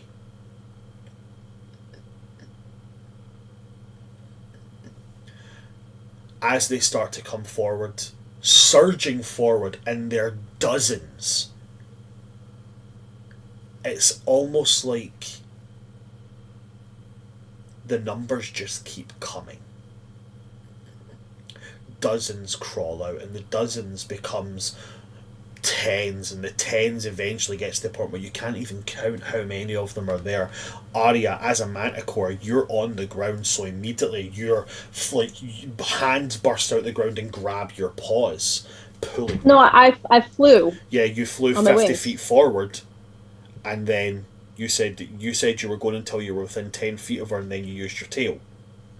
Oh, so I'd be on the ground, still not in the air. If you were using the 50 feet to get to within the 10 feet as you said you wanted, you would have had to land. Okay.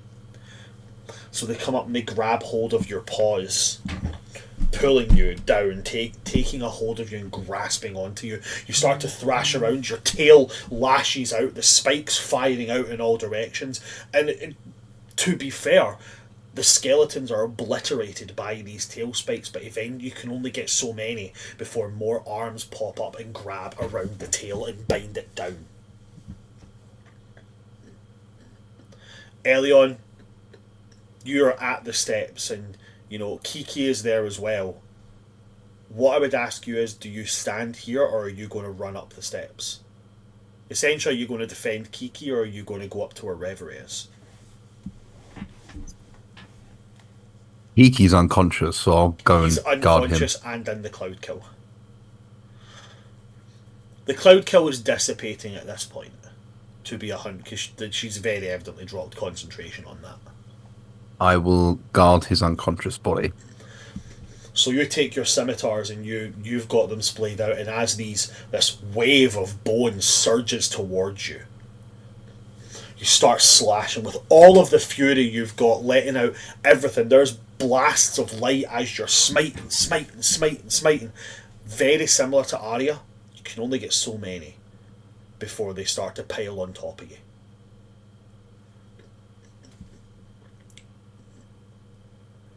And as they start to make their way up towards you, Reverie, she's going to look towards you and she's going to say, "That little ring won't save you much now, dear. May as well lay it down." And she's going to point to where you can see Khernun, hanging fairly limp in this chest as the veins are now black on his face, and she goes, "It'll all be over soon." And you see, as they're Síla obviously struggling against these restraints, these thick vines, Kesales completely covered by them and then beginning to sink. And you'll be able to notice Khernun very, very weakly, with absolutely no force, barely a feather's touch, as he puts his hand out and he paws at her face, at the hag's face, as if he's trying to slap, trying to do something, but all he can do is paw at her face until eventually his hand just comes really, really weak, stuck on her face. And Morwena is going to go, "Oh, look. The last pathetic attempt. How quaint." Reverie, can you make me a perception check, please? As the silence that comes over here as the end crouches in. Síla, actually, you're there as well. So you can make the perception check as well, please. That would be really good, actually.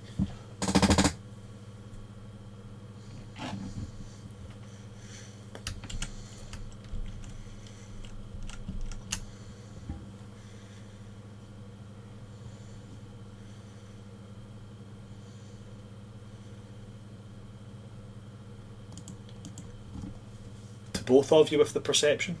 Before actually you tell me, Ash, you're actually there, so I'd say you can make it with advantage. Reverie? 21. 21 for you, Reverie. Síla? Thank God. 21. Yes! So that is going to be enough. We're looking at all of us 7 for the previous roll. So that is going to be enough.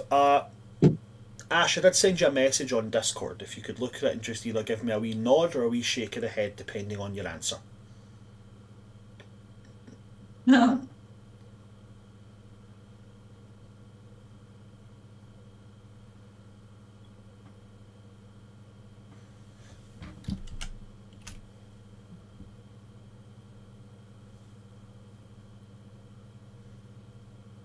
Oh, I'm getting a typed answer here. Okay. Okay. I think she's still typing. She's still typing. And whatever so which way you want to, it will. Okay? Reverie, Síla, you're both going to hear a sound. And it's a sound of like wind. And it's like but it's like something rotating through wind, like a kind of like a. I mean, if they existed here, you could be forgiven for thinking it was like a helicopter, like a. Now, Reverie, you won't hear at this point. The 21 is enough for you to hear that sound, but Síla, you'll hear it. It's getting louder and louder, and you're going to see Khernun just kind of smile and chuckle a little bit as his axe hurtles out, and the axe goes right into her back. and she drops him, screams, and the vines release. Síla, you make your move now. Síla will face step Uh-huh. to her. Mm-hmm. And just she'll pull out the sword. So you pull out Snicker Snack. Just bring it down and say, "This is for the Willowwinds." Okay, you pull out Snicker Snack, and there's no sarcastic comment. There's no, there's no quick wit. There's just a very, very simple emotional surge of, this is what we are for. This is why we are superior.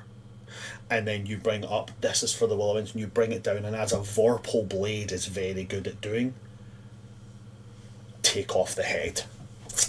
Right through. And as she dies, there is an explosion from Morwena's chest. Morwena was brought down to 1 hit point about 6 attacks ago. But as the other one was alive, she could not be brought to 0. On Khernun's, sorry, not 6 attacks ago, she was brought down to the point of shrugging off mortal damage a few attacks ago. Brought down to the bleeding, brought down to critical condition, and then Arya's attack brought her down to being within the range of not needing for damage to be rolled if it was high enough. Khernun's attack was much more than I expected it to be. I'm going to be 100% honest with that one. I did not expect him to roll with all the dice that he did, but it felt like a moment where he would pull out the big 2nd level divine smites on both attacks, and that put her down to 0, which is why I then took over with the cinematic on that fight. Then Arya brought her down to within, I think she had something like 16 hit points left after Arya's attack.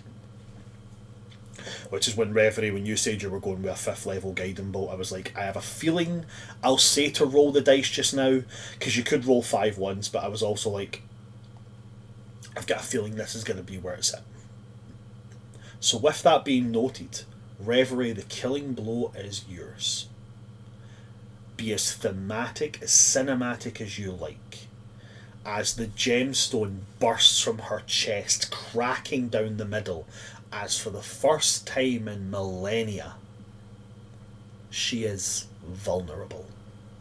And the specific wording on this hag stat block that I've used is, should both members of her coven be destroyed, for 24 hours, she is vulnerable to all damage. So Reverie, how would you like to end this?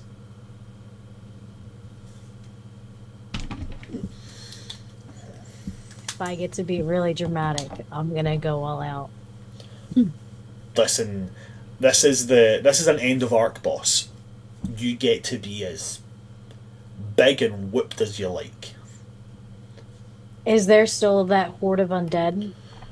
Yes, but they are more paused in what they're doing now.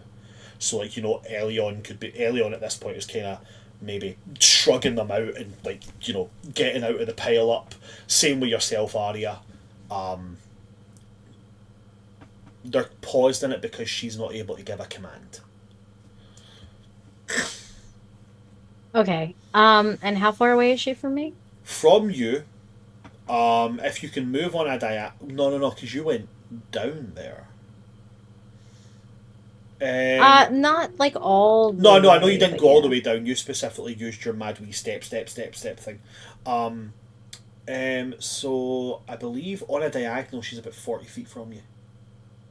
But again, we're 40 not. feet? Yeah, but we're not taking this into account. This is full thematic. No I know. boundaries. I'm Go for it. just for dramatics. I am going to use my channel divinity, destroy undead, to very slowly walk through the horde of undead Oh my without them fucking touching me. God.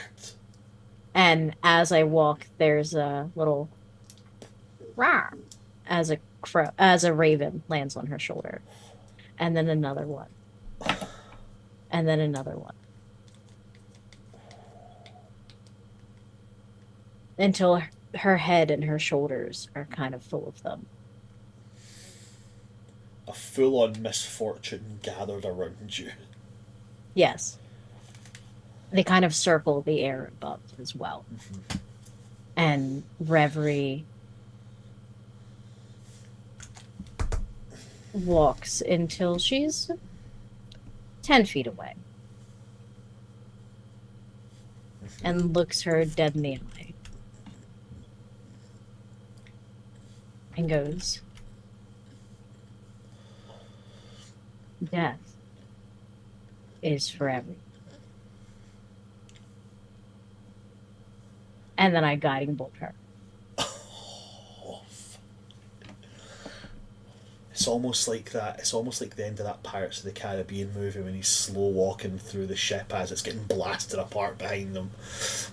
You're walking, and as you walk, as these skeletons just get touched by this field. It's not like an explosion. It's almost like the Thanos snap where they just kind of like dust as you walk by them. And when you go up to her, you put out your hand for the guiding bolt, and her last word in existence is a miserable whelped "please" before you guiding bolt and eradicate her.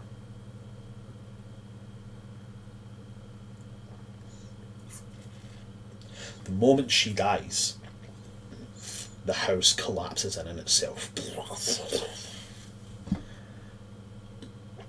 All of the totems around and tied on all of these trees in this glade burn. Síla, where you are, the collection of like teeth and animal skeletons on the altar, they all start to rapidly rot and decay and fall apart, as do all of the little hedge bindings around them. The vines recede and pull away from Kesales and from you, and Khernun, the black veins are going away from him as what was taken is being given back. But you guys have successfully defeated the Coven, who were making their move on Spring. So the first thing I want to go to is the first of our killing group, Síla. What do you do? Because you've currently got one Kesales unconscious, and one Khernun who is lying flat on his back and just breathing really, really deeply.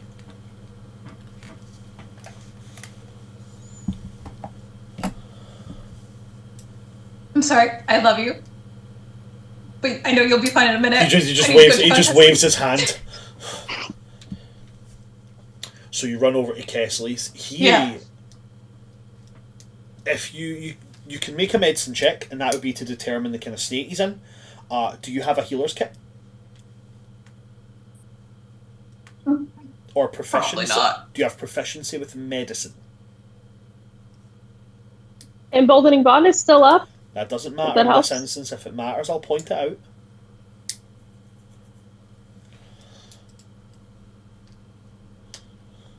I know as a bard you get like half proficiency with everything, but do you have proficiency with medicine? Because if you have proficiency with medicine, you can stabilize someone with a medicine check.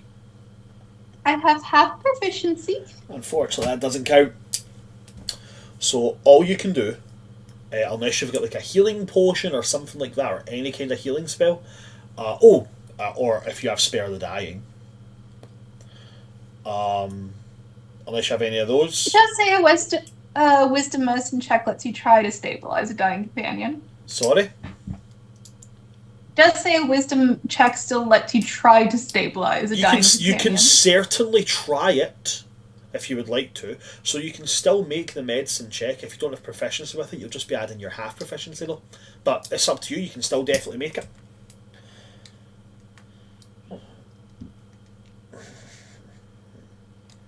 I'm going to do that, and then I had an automatic skill check pass. I'm going to use that. Fantastic. So you've utilised your automatic skill check pass for that, the DC on this one, I'm sorry, I didn't want to be selling you short or anything, but I didn't want to give away. It was going to be quite small because both of Kesales' death saving throws were both successes. One was an 11 and one was a 19. So he needed one more to get him back up. So you kind of like, you look around and he doesn't look too worse for wear, but his breathing's really shallow, and you just kind of like, you go through the motion, CPR, the whole jazz, pounding on his chest, and then eventually just kind of like, oh, that was not pleasant. And he's taking like real deep breaths, and he's just kind of like, am I dead? No. Oh. You're good. I'm just going to lie here for a little while. Yep, okay. You do that. Rest up. he doesn't even... He's not even sure who he's talking to right now. He's just like, I'm just going to lie here. I take a nap right here. And he just kind of splays out, spread-eagled on the ground. Sheila will now run back to Khernun. You run back to Khernun, who at this point has now pushed himself up onto his elbows. He's kind of looking at the holes and stuff, the cracks in the armour he's got.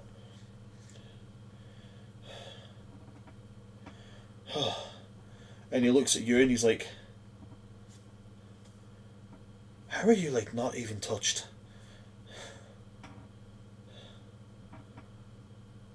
Good thing about the polymorph thing. You need to teach me how to do that. I mean, you can talk to trees, surely. Some connection there, maybe. And he'll just kind of chuckle at that before he looks at the decapitated body, the remains of the hag. And the look that comes over his face is kind of like a mix. There's like real, Khernun's no really got like a bad bone in his body. He's never even showed real anger towards anything. But it's the first time that you would see it, Sheila, like real hate comes over him. Real deep burning hate. But there's also this look of like vindication. Like, he's like, I came out here to do something, and it's done. There's no held, like, kind of like that, like, like some people get like, oh, I've got a vendetta, that's my kill. There's none of that. He's looking at it with like this look of like, you're dead, and that's all that mattered. That's all that matters here, is that you are dead. You're done. And then as he looks at her, this look comes over his face, and he kind of pushes himself up. He's left the sword lying on the ground. He's like leaning on his axe. His old faithful has been with him through everything. And he leans up on that, almost using it as like a crutch. And he's like, Do you think they're all okay?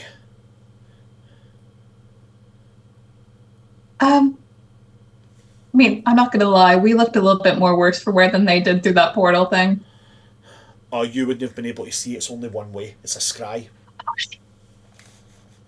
Reverse. They've had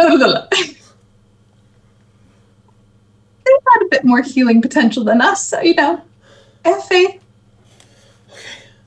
He's gonna Kesales, once you're up, you do that thing where we turn into fart clouds or something again, and we get there. Before realising that Kesales has fallen asleep. And it's just snoring. And he's going to look at him, he's going to go, do you know what? They can figure it out. They can walk back. He deserves a rest. Agreed. I think you deserve one as well, though. He's going to kind of look at the cracks in the holes. And this armour is not even salvageable. Like, if he was to do this to, like, his shoulder, parts of it would come off. And he's just going to, like, I hope whoever this belonged to is not respecting it to be returned. I don't think it's going to make it back. I won't tell them that you took it if you don't. In all fairness, Reverie gave it to me, so... And he looks back at the head.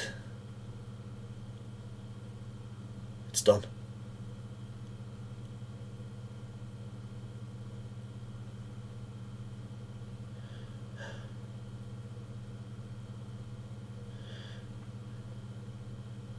Spring actually might stand a chance now.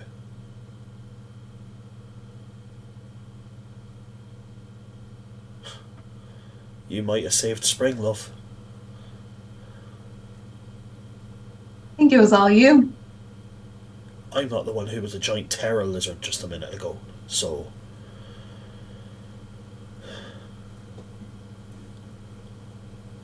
You know, it's getting kind of unfair how much I owe to you. Because not only am I head over heels in love with you, now I kind of owe my entire family's retribution. And the entire retribution of my homeland to you. Like, at some point you're going to have to stop and let me do something for you. You can get me a nice ring eventually. And he's just going to kind of chuckle like, I sincerely hope that was not your attempt at a proposal, because I am expecting all out from a fine courtier. You're the one that owes me now, apparently. And he'll just kind of chuckle like, apparently I do.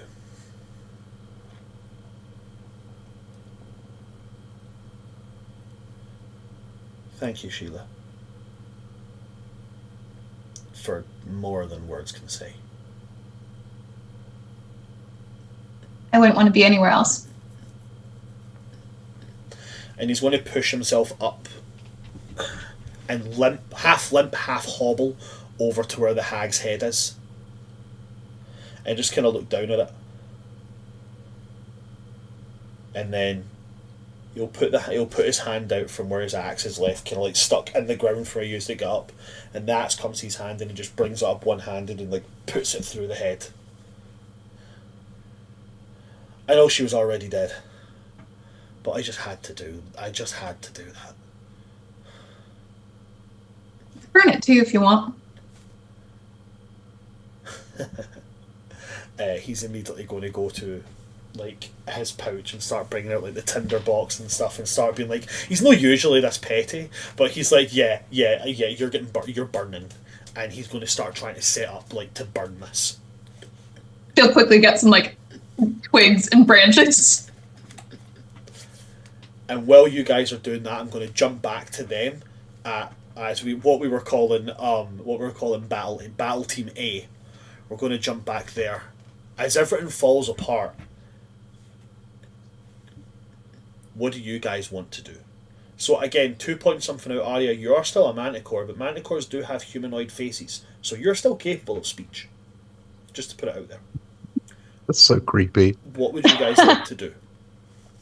I'm going to lose my last 5 points of lay on hands to get Kiki from dying.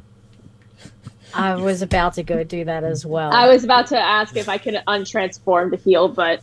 Or can I still heal? Just everybody do it and just run towards Kiki desperately. I mean, just I don't have die. vocal somatics. I can sing to him to cast a spell, a healing spell. Okay. I was going to life transference, so I was just going to touch him and take some of his wounds to heal him for double. He's going to wake up with like 7 people touching his face. And a manticore. I'm gonna fly over, place a paw on his chest and cast healing hands. Okay. So will be healed with the power of friendship. Literally, she said. The real. That's her whole shtick. The real healing was the. That's her whole shtick. I heal Kiki for 42. So Kiki gets back 42 hit points. What about everybody else? Give me a second. I need more D4s. 6, 7, 8, 9. 9 points to healing. Healing hands doesn't have as much stuff, but it's something. Okay. So 55 total. 55 total from everybody, yeah?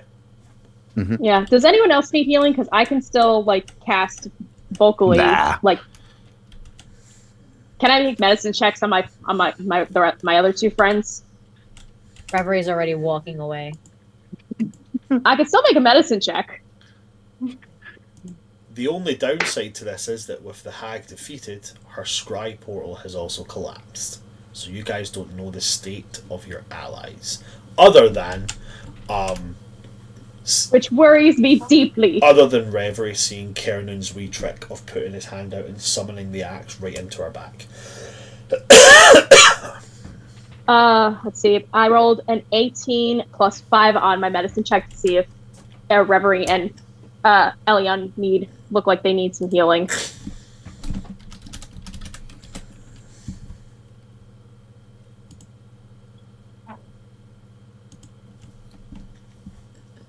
I mean, I'm not great, but I'm up. Not great is enough incentive. And Reverie? Reverie is fine. Okay, well, I just have mass healing word, and I can do that on multiple people anyway, so I can see up to 6 creatures. So, fuck it, I'll heal myself, Elion, Reverie, and Kiki. Why not? And since I can't play violin as a manticore, Arya's gonna start singing, and you hear like this very like clear mezzo going into a comfortable soprano tune as I sing something that sounds very much like when she casts my sanctuary, but it's basically the lyrics of that. And I'm going to roll that at what can I cast it at? I use my 4th levels. 3rd level, so 1d4 plus 4. Not much, but okay, that's a 3 plus 4. So we all get 7 healing. It's not much, but it's something. It's definitely better than nothing. Yeah. I'm just like imagining a fierce looking like red manticore singing this beautiful like melodic aria. Because she has like actually a very angelic voice. With the healing done, Kiki is able to wake up. And as he kind of looks around you, kind of takes this big deep breath, then starts like hacking, coughing, and is like, "Ooh, can I ask you all a favour, please, if that's alright? Of course. Could we not tell my sister about this? I'll never hear the end of it." I've got siblings too. I understand. And with everybody's okay, I would like to time skip. If that's okay with everybody, unless anybody has anything specific they would like to do here. Quick question. Don't we still need to get the stuff from the Upas tree? That would be included within the time skip. I did want to touch the Upas tree and make sure it's still like mentally good. By all means, of course, still do take that time to do that. I put upon your shoulder and cast guidance. Yeah, I'm just gonna touch the Upas tree. Okay. As you touch it, the Upas tree, the centre of this whole thing, you can already start to see little bits of life coming back into it. Like the plague and the rot and the decay, it's being pushed out.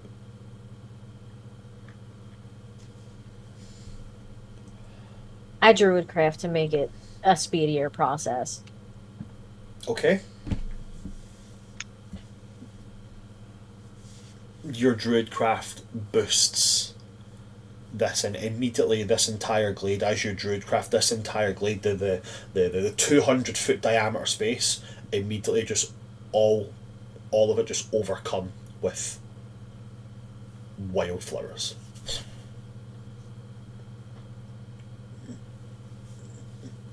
And then from at the edge of this place, it starts to creep out slowly, overcoming the rot and decay that was there.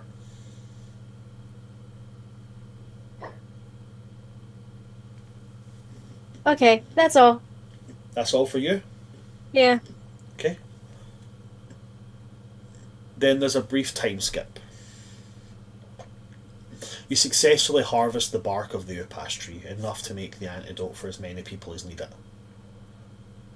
It's a bit of a walk back, but you guys eventually make the 8-hour walk. Maybe a little bit longer, as some people have got to try and help Kiki.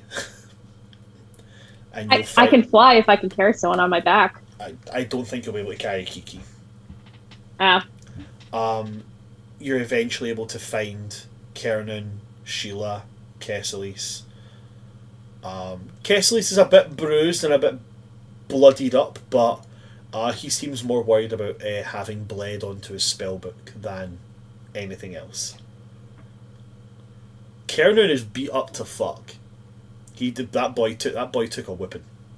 Síla, as always, is damn near pristine. How do you do that? And then Kesales will teleport you guys back. As you all collected all 3 ingredients, you're able to save everyone. The recovery process is still a bit, you got like 2 days before everybody's back up and functioning. Not like at their tip top. Like Kojata is walking around on crutches. Logon, something has been designed, essentially like a fantasy version of a wheelchair has been designed to help him get around a bit more. And the King of the Springlands, nowhere to be found. One night he just slipped away.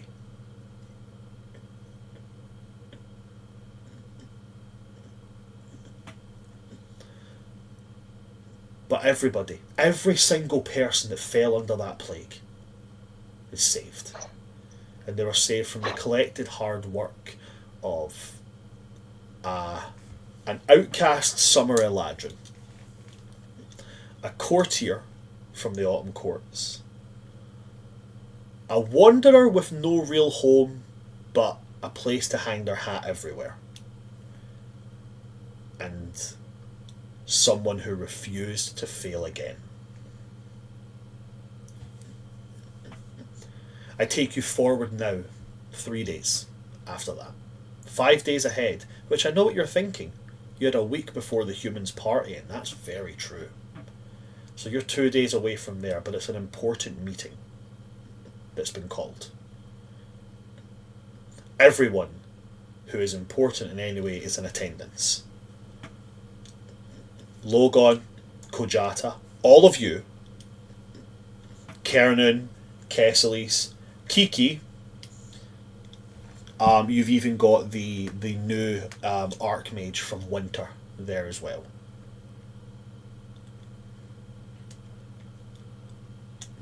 As the next move has to be decided.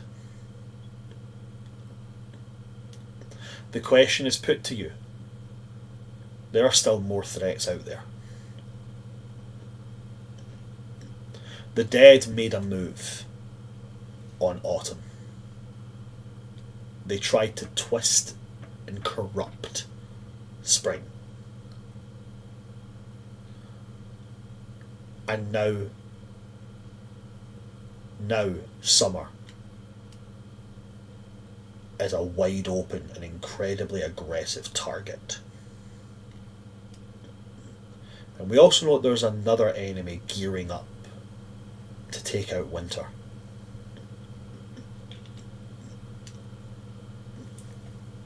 With the last 20 minutes we have of session, I put to you guys, where do you want your next focus to be?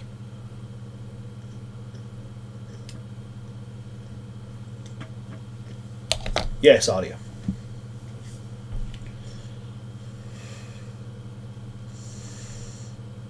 I do think with everything that's going on, Summer might be important. But is there a chance of... Would there be any chance of coming back to Autumn anytime soon? You're free to travel as much as you wish to. Okay, because I know there's still something... This isn't like if you pick Summer, you're locked out of everywhere else. This is where should your allies turn their focus? Got you. I think right now Summer is the priority because that is a common threat to everything. I think if we try to focus all our energy on just protecting and guarding all the seasons without taking into account the thing it's almost like take the stick away from the person that's trying to beat you, rather than trying to like keep everything else from getting beaten by the person wielding the stick. Does that make any sense?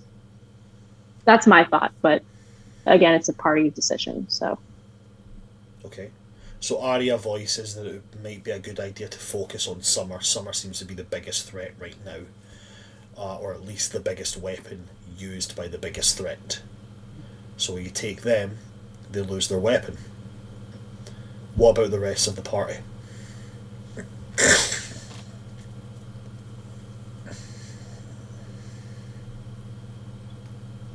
I mean,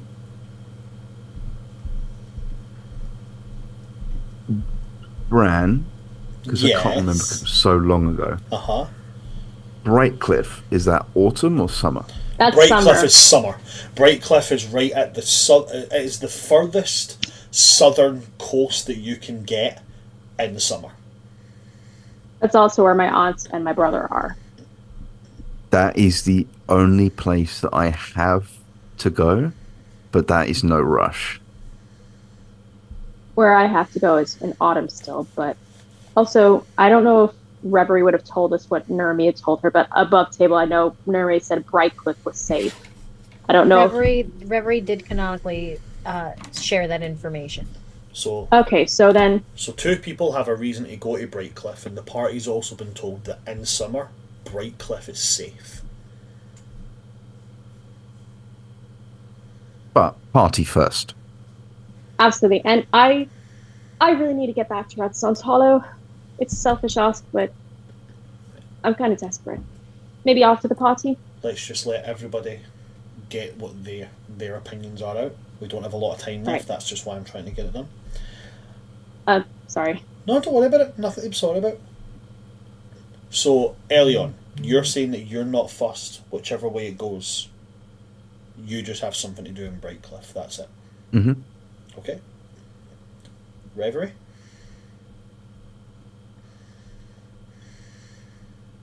I have something to do in summer. So.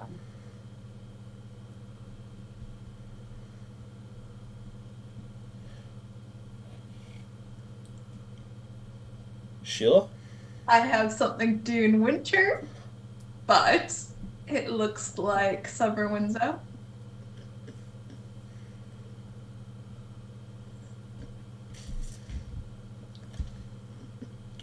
Khernun will agree. He is also saying quite bluntly he's not leaving Sheila's side anymore. It's not happening. Where she goes, he goes. Until such time as you guys go, listen, we've got this, you can go do your thing that you need to do. But he's like, and it's not happening. Not leaving their side. Kesales feels the exact same, but he says he'll always be at the party's beck and call, but there is things he would like to pursue study-wise.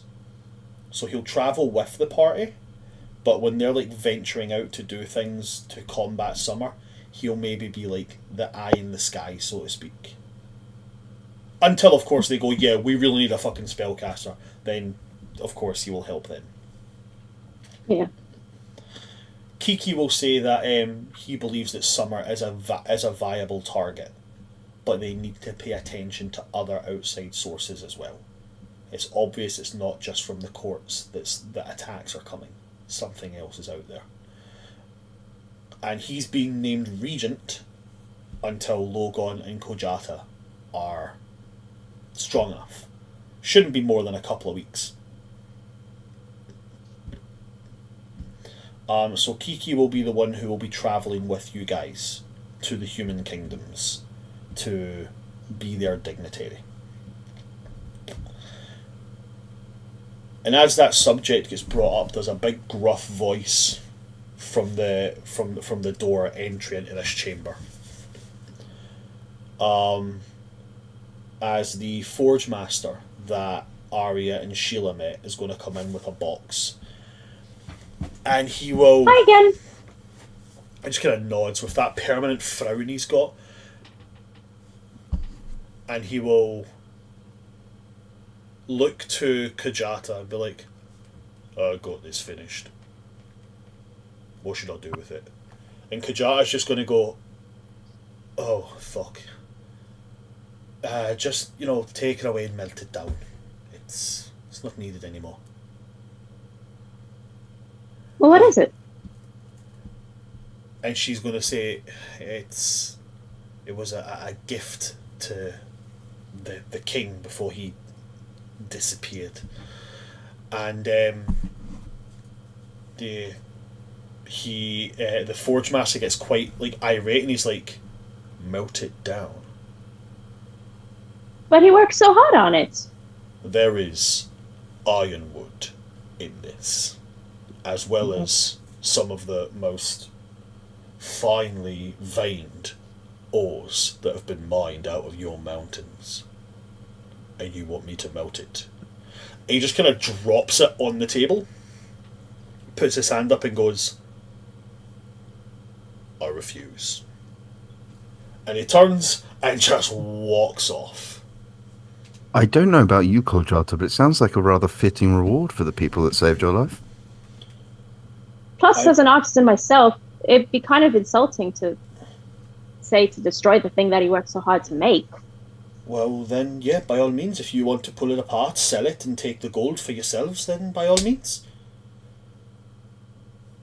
Well, what is it? Can I open the box? You can. You open up the See what box, it is? and it's a crown. Ooh. Bit fancy for me, but... Reveries face pales. She just stares at it. Is it the same one from the thing? From the vision? Yep. Ah. As was mentioned way back, I believe session 5 or 6, when it was predicted that Reverie would have a chance to make someone, to crown someone.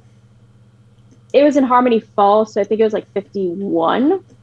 No, it definitely was not that late. It was very early on, where you guys I thought it was the Vitavali twins. Okay. No, that was just another mention of it. Way back at the beginning, there was the little fortune teller at the fair. That you guys I forgot about that. I completely forgot about that. Who said that Reverie would decide the fate of a nation. So Reverie, this is your chance. You can name anybody. Or you can ignore it. Or you can take the burden off your shoulders and leave it to fate. I've picked it up and I'm measuring it on style points between me and Síla. I'm gonna snatch it from Ellie. I love how the one time that Elion and Síla have any kind of positive bonding moment is comparing a crown, and Reverie ruins it. That is so funny. I'd like to think there's a simultaneous look of disgust Yeah. when it gets snatched away. You snatch it away. I look at approval at Reverie. That is a party kill look. Khernun's just going to look at you, Elion, and be like, in all fairness, with your hair colour, just wouldn't have suited you. And then he'll look, you've kind of already got... He'll look at you, Síla, and be like, it's hardly fair, everything suits you. It's unfair. We could paint it black. Don't you already have... Oh yeah, I'm already wearing one. It's I say wearing one, it's dug into my face. But it's stapled on. At some point we're going to talk about that over I'll drinks. fit it on top. So Reverie, it's your call. You don't have to make the decision. You can put the crown back in the box, close it over, and leave it to fate. Reverie's gonna stare at it for a good long while. You can hear the faint flutter of wings that only you would hear and recognise. I'm gonna look at Khernun. Khernun's just kind of laughing and, stuck chatting with Elion and Síla, and they kind of back and forth about how the crown even if you painted it black, it's the wrong shape. Definitely. Looks better on me. Absolutely. It's ostentatious too. Yeah, really gaudy. Whoever wore that. Hold on, I didn't even get a chance to try it on. That doesn't seem fair. You have to fit Also, something. I don't think it would really fit your head anyways. It's a little too big. Oh no, wait, it might actually fit your head then. If anything, I think it could have used a few more jewels. What do you do now, Reverie? Even though I think we all know where it's going, but I want you to I want this thematically. Reverie's going to very, very poignantly clear her throat. Her eyes are still fixed to Kieran. You'll kind of, as you clear your throat, he does that. You know that thing like when somebody's like midway through a conversation, they kind of they're still laughing, they turn and look at you, and he looks at you and he's got that smile and he goes, "What?" And then the smile drops. Oh no! No. He got the sword. He doesn't get two shiny No. things. No. Don't be jealous. To be fair, if he gets it, kind of gets me it, so I'm kind of fine with that. It's your choice. You would effectively be crowning Síla. Reverie, I'm a lumberjack. I cut down trees. Reverie, he's a lumberjack. He cuts down trees.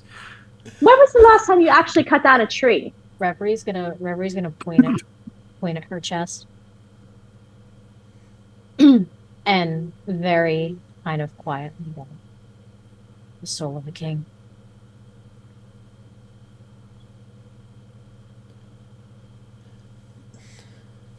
You have to be noble born for that crap.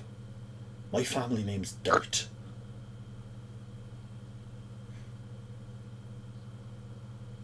And isn't spring kind of all about dirt in the earth?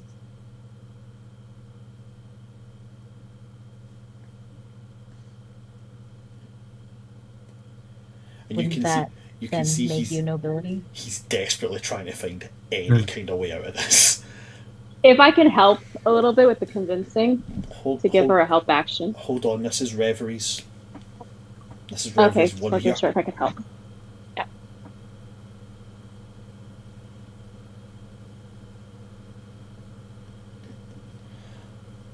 I'll take it until someone better for the job comes around.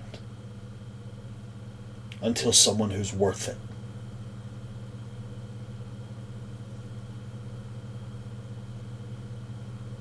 There's not going to be someone.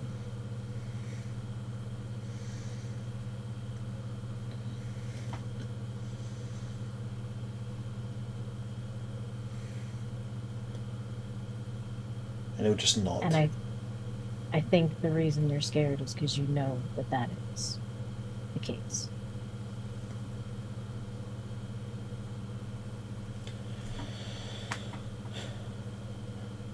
He's going to look to, everybody's got their entourages that are there, and there's people, like representatives, and that. He's going to look to the handful of like spring soldiers and stuff that are here, and like, so looks at them, they're all going to kind of,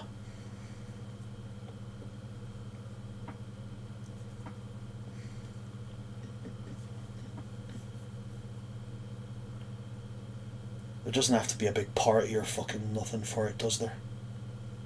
You're the king, it can be whatever you want it to be. The moment you say the words "you're the king," he's like, "Oh, for fuck."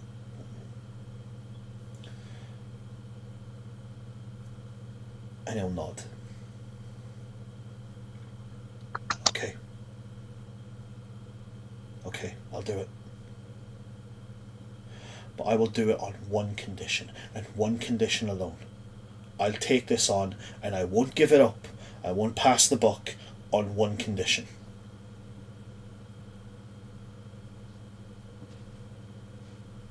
And he's going to turn and point at you, Síla, and he's going to go, "If I'm king, you're queen."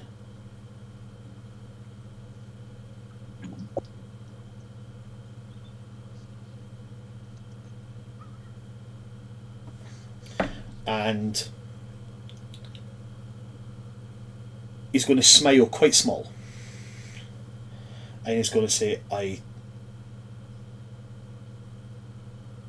I had hoped it would have been done somewhere else. And he will pull out, and it's absolutely not something that would be jeweled and woven of gold and such, but he brings out what is essentially a small, highly polished oak wooden ring, set with just one very, very simple green stone. And he says, if I'm doing this, you said, no more leaving each other behind. And I did it once, and you told me that I had to put my money where my mouth was.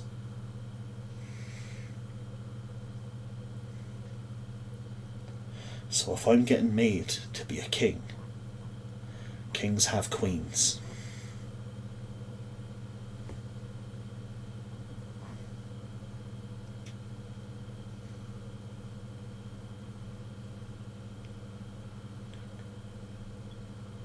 I can't tell if Ash is frozen or not. No, she's not.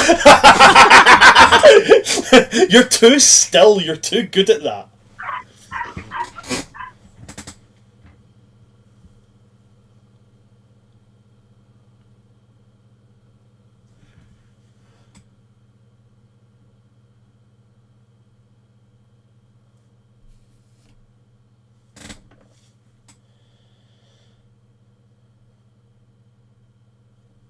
There's no leaving each other then?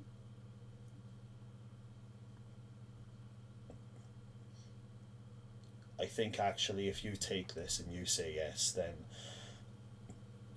legally I'm a hassle to get rid of.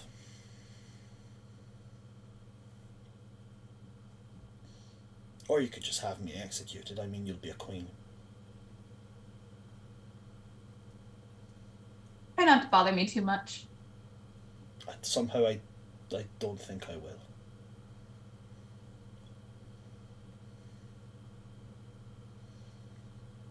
Think you're stuck with me then?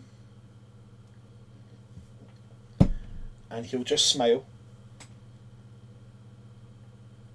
And Kiki is just going to go, that means there's going to be 2 weddings at some point then, eh? And the people from Spring, well, there's no shouting, no big like, wah, wah, wah, wah, nothing big and ostentatious. They all just kind of, like, you know, like thump the swords against their shields or put their hand on their chest. And they say, long live King and Queen.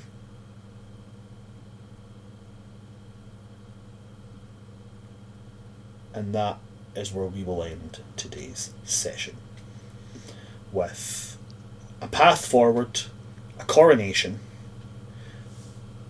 and a wedding. But of course I'm going to give you an after credits scene, guys. Oh my goodness. While this goes on, a big like winching and stone, and it's like this beautiful black glass dagger with a purple gem in the hilt. And it's just this absolutely astonishing. It's of no design I've ever seen. And he's going to, you know, taking like archaeological tools and very carefully going around the edges of it, and then eventually like popping it out and like taking it and handling it very much like an archaeologist. Stunning. Then he takes a cloth and he wraps it. And he's going to pull down the mask and the headscarf as he starts to wheel himself down. There's no more dust.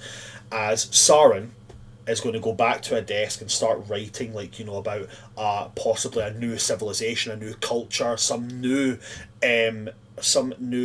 effect and presence on the land, what this could mean. And as he's writing, the purple gem in the heart of the dagger just flickers a little. And that's where we're going to end today's session. Thank you so much for everybody that came to see us. Thank you to my party. I'm going to get this done as quick as I possibly can. You should go and check out all of our social medias at World Tree Quests. They're great. You should go do that. You can go see me at Son of Asgard on TikTok. I'm not doing a lot right now. I'm focusing more on World Tree Quest stuff. I'm going to be at PAX U. Come and say hello. Play games with me. I'm playing Magic the Gathering as well, and I'm bringing my Tiamat Dragon deck. That's all for me. I'm going to pass over to my lovely players and let them plug anything they want to plug. Liz, anything you would like to plug at all?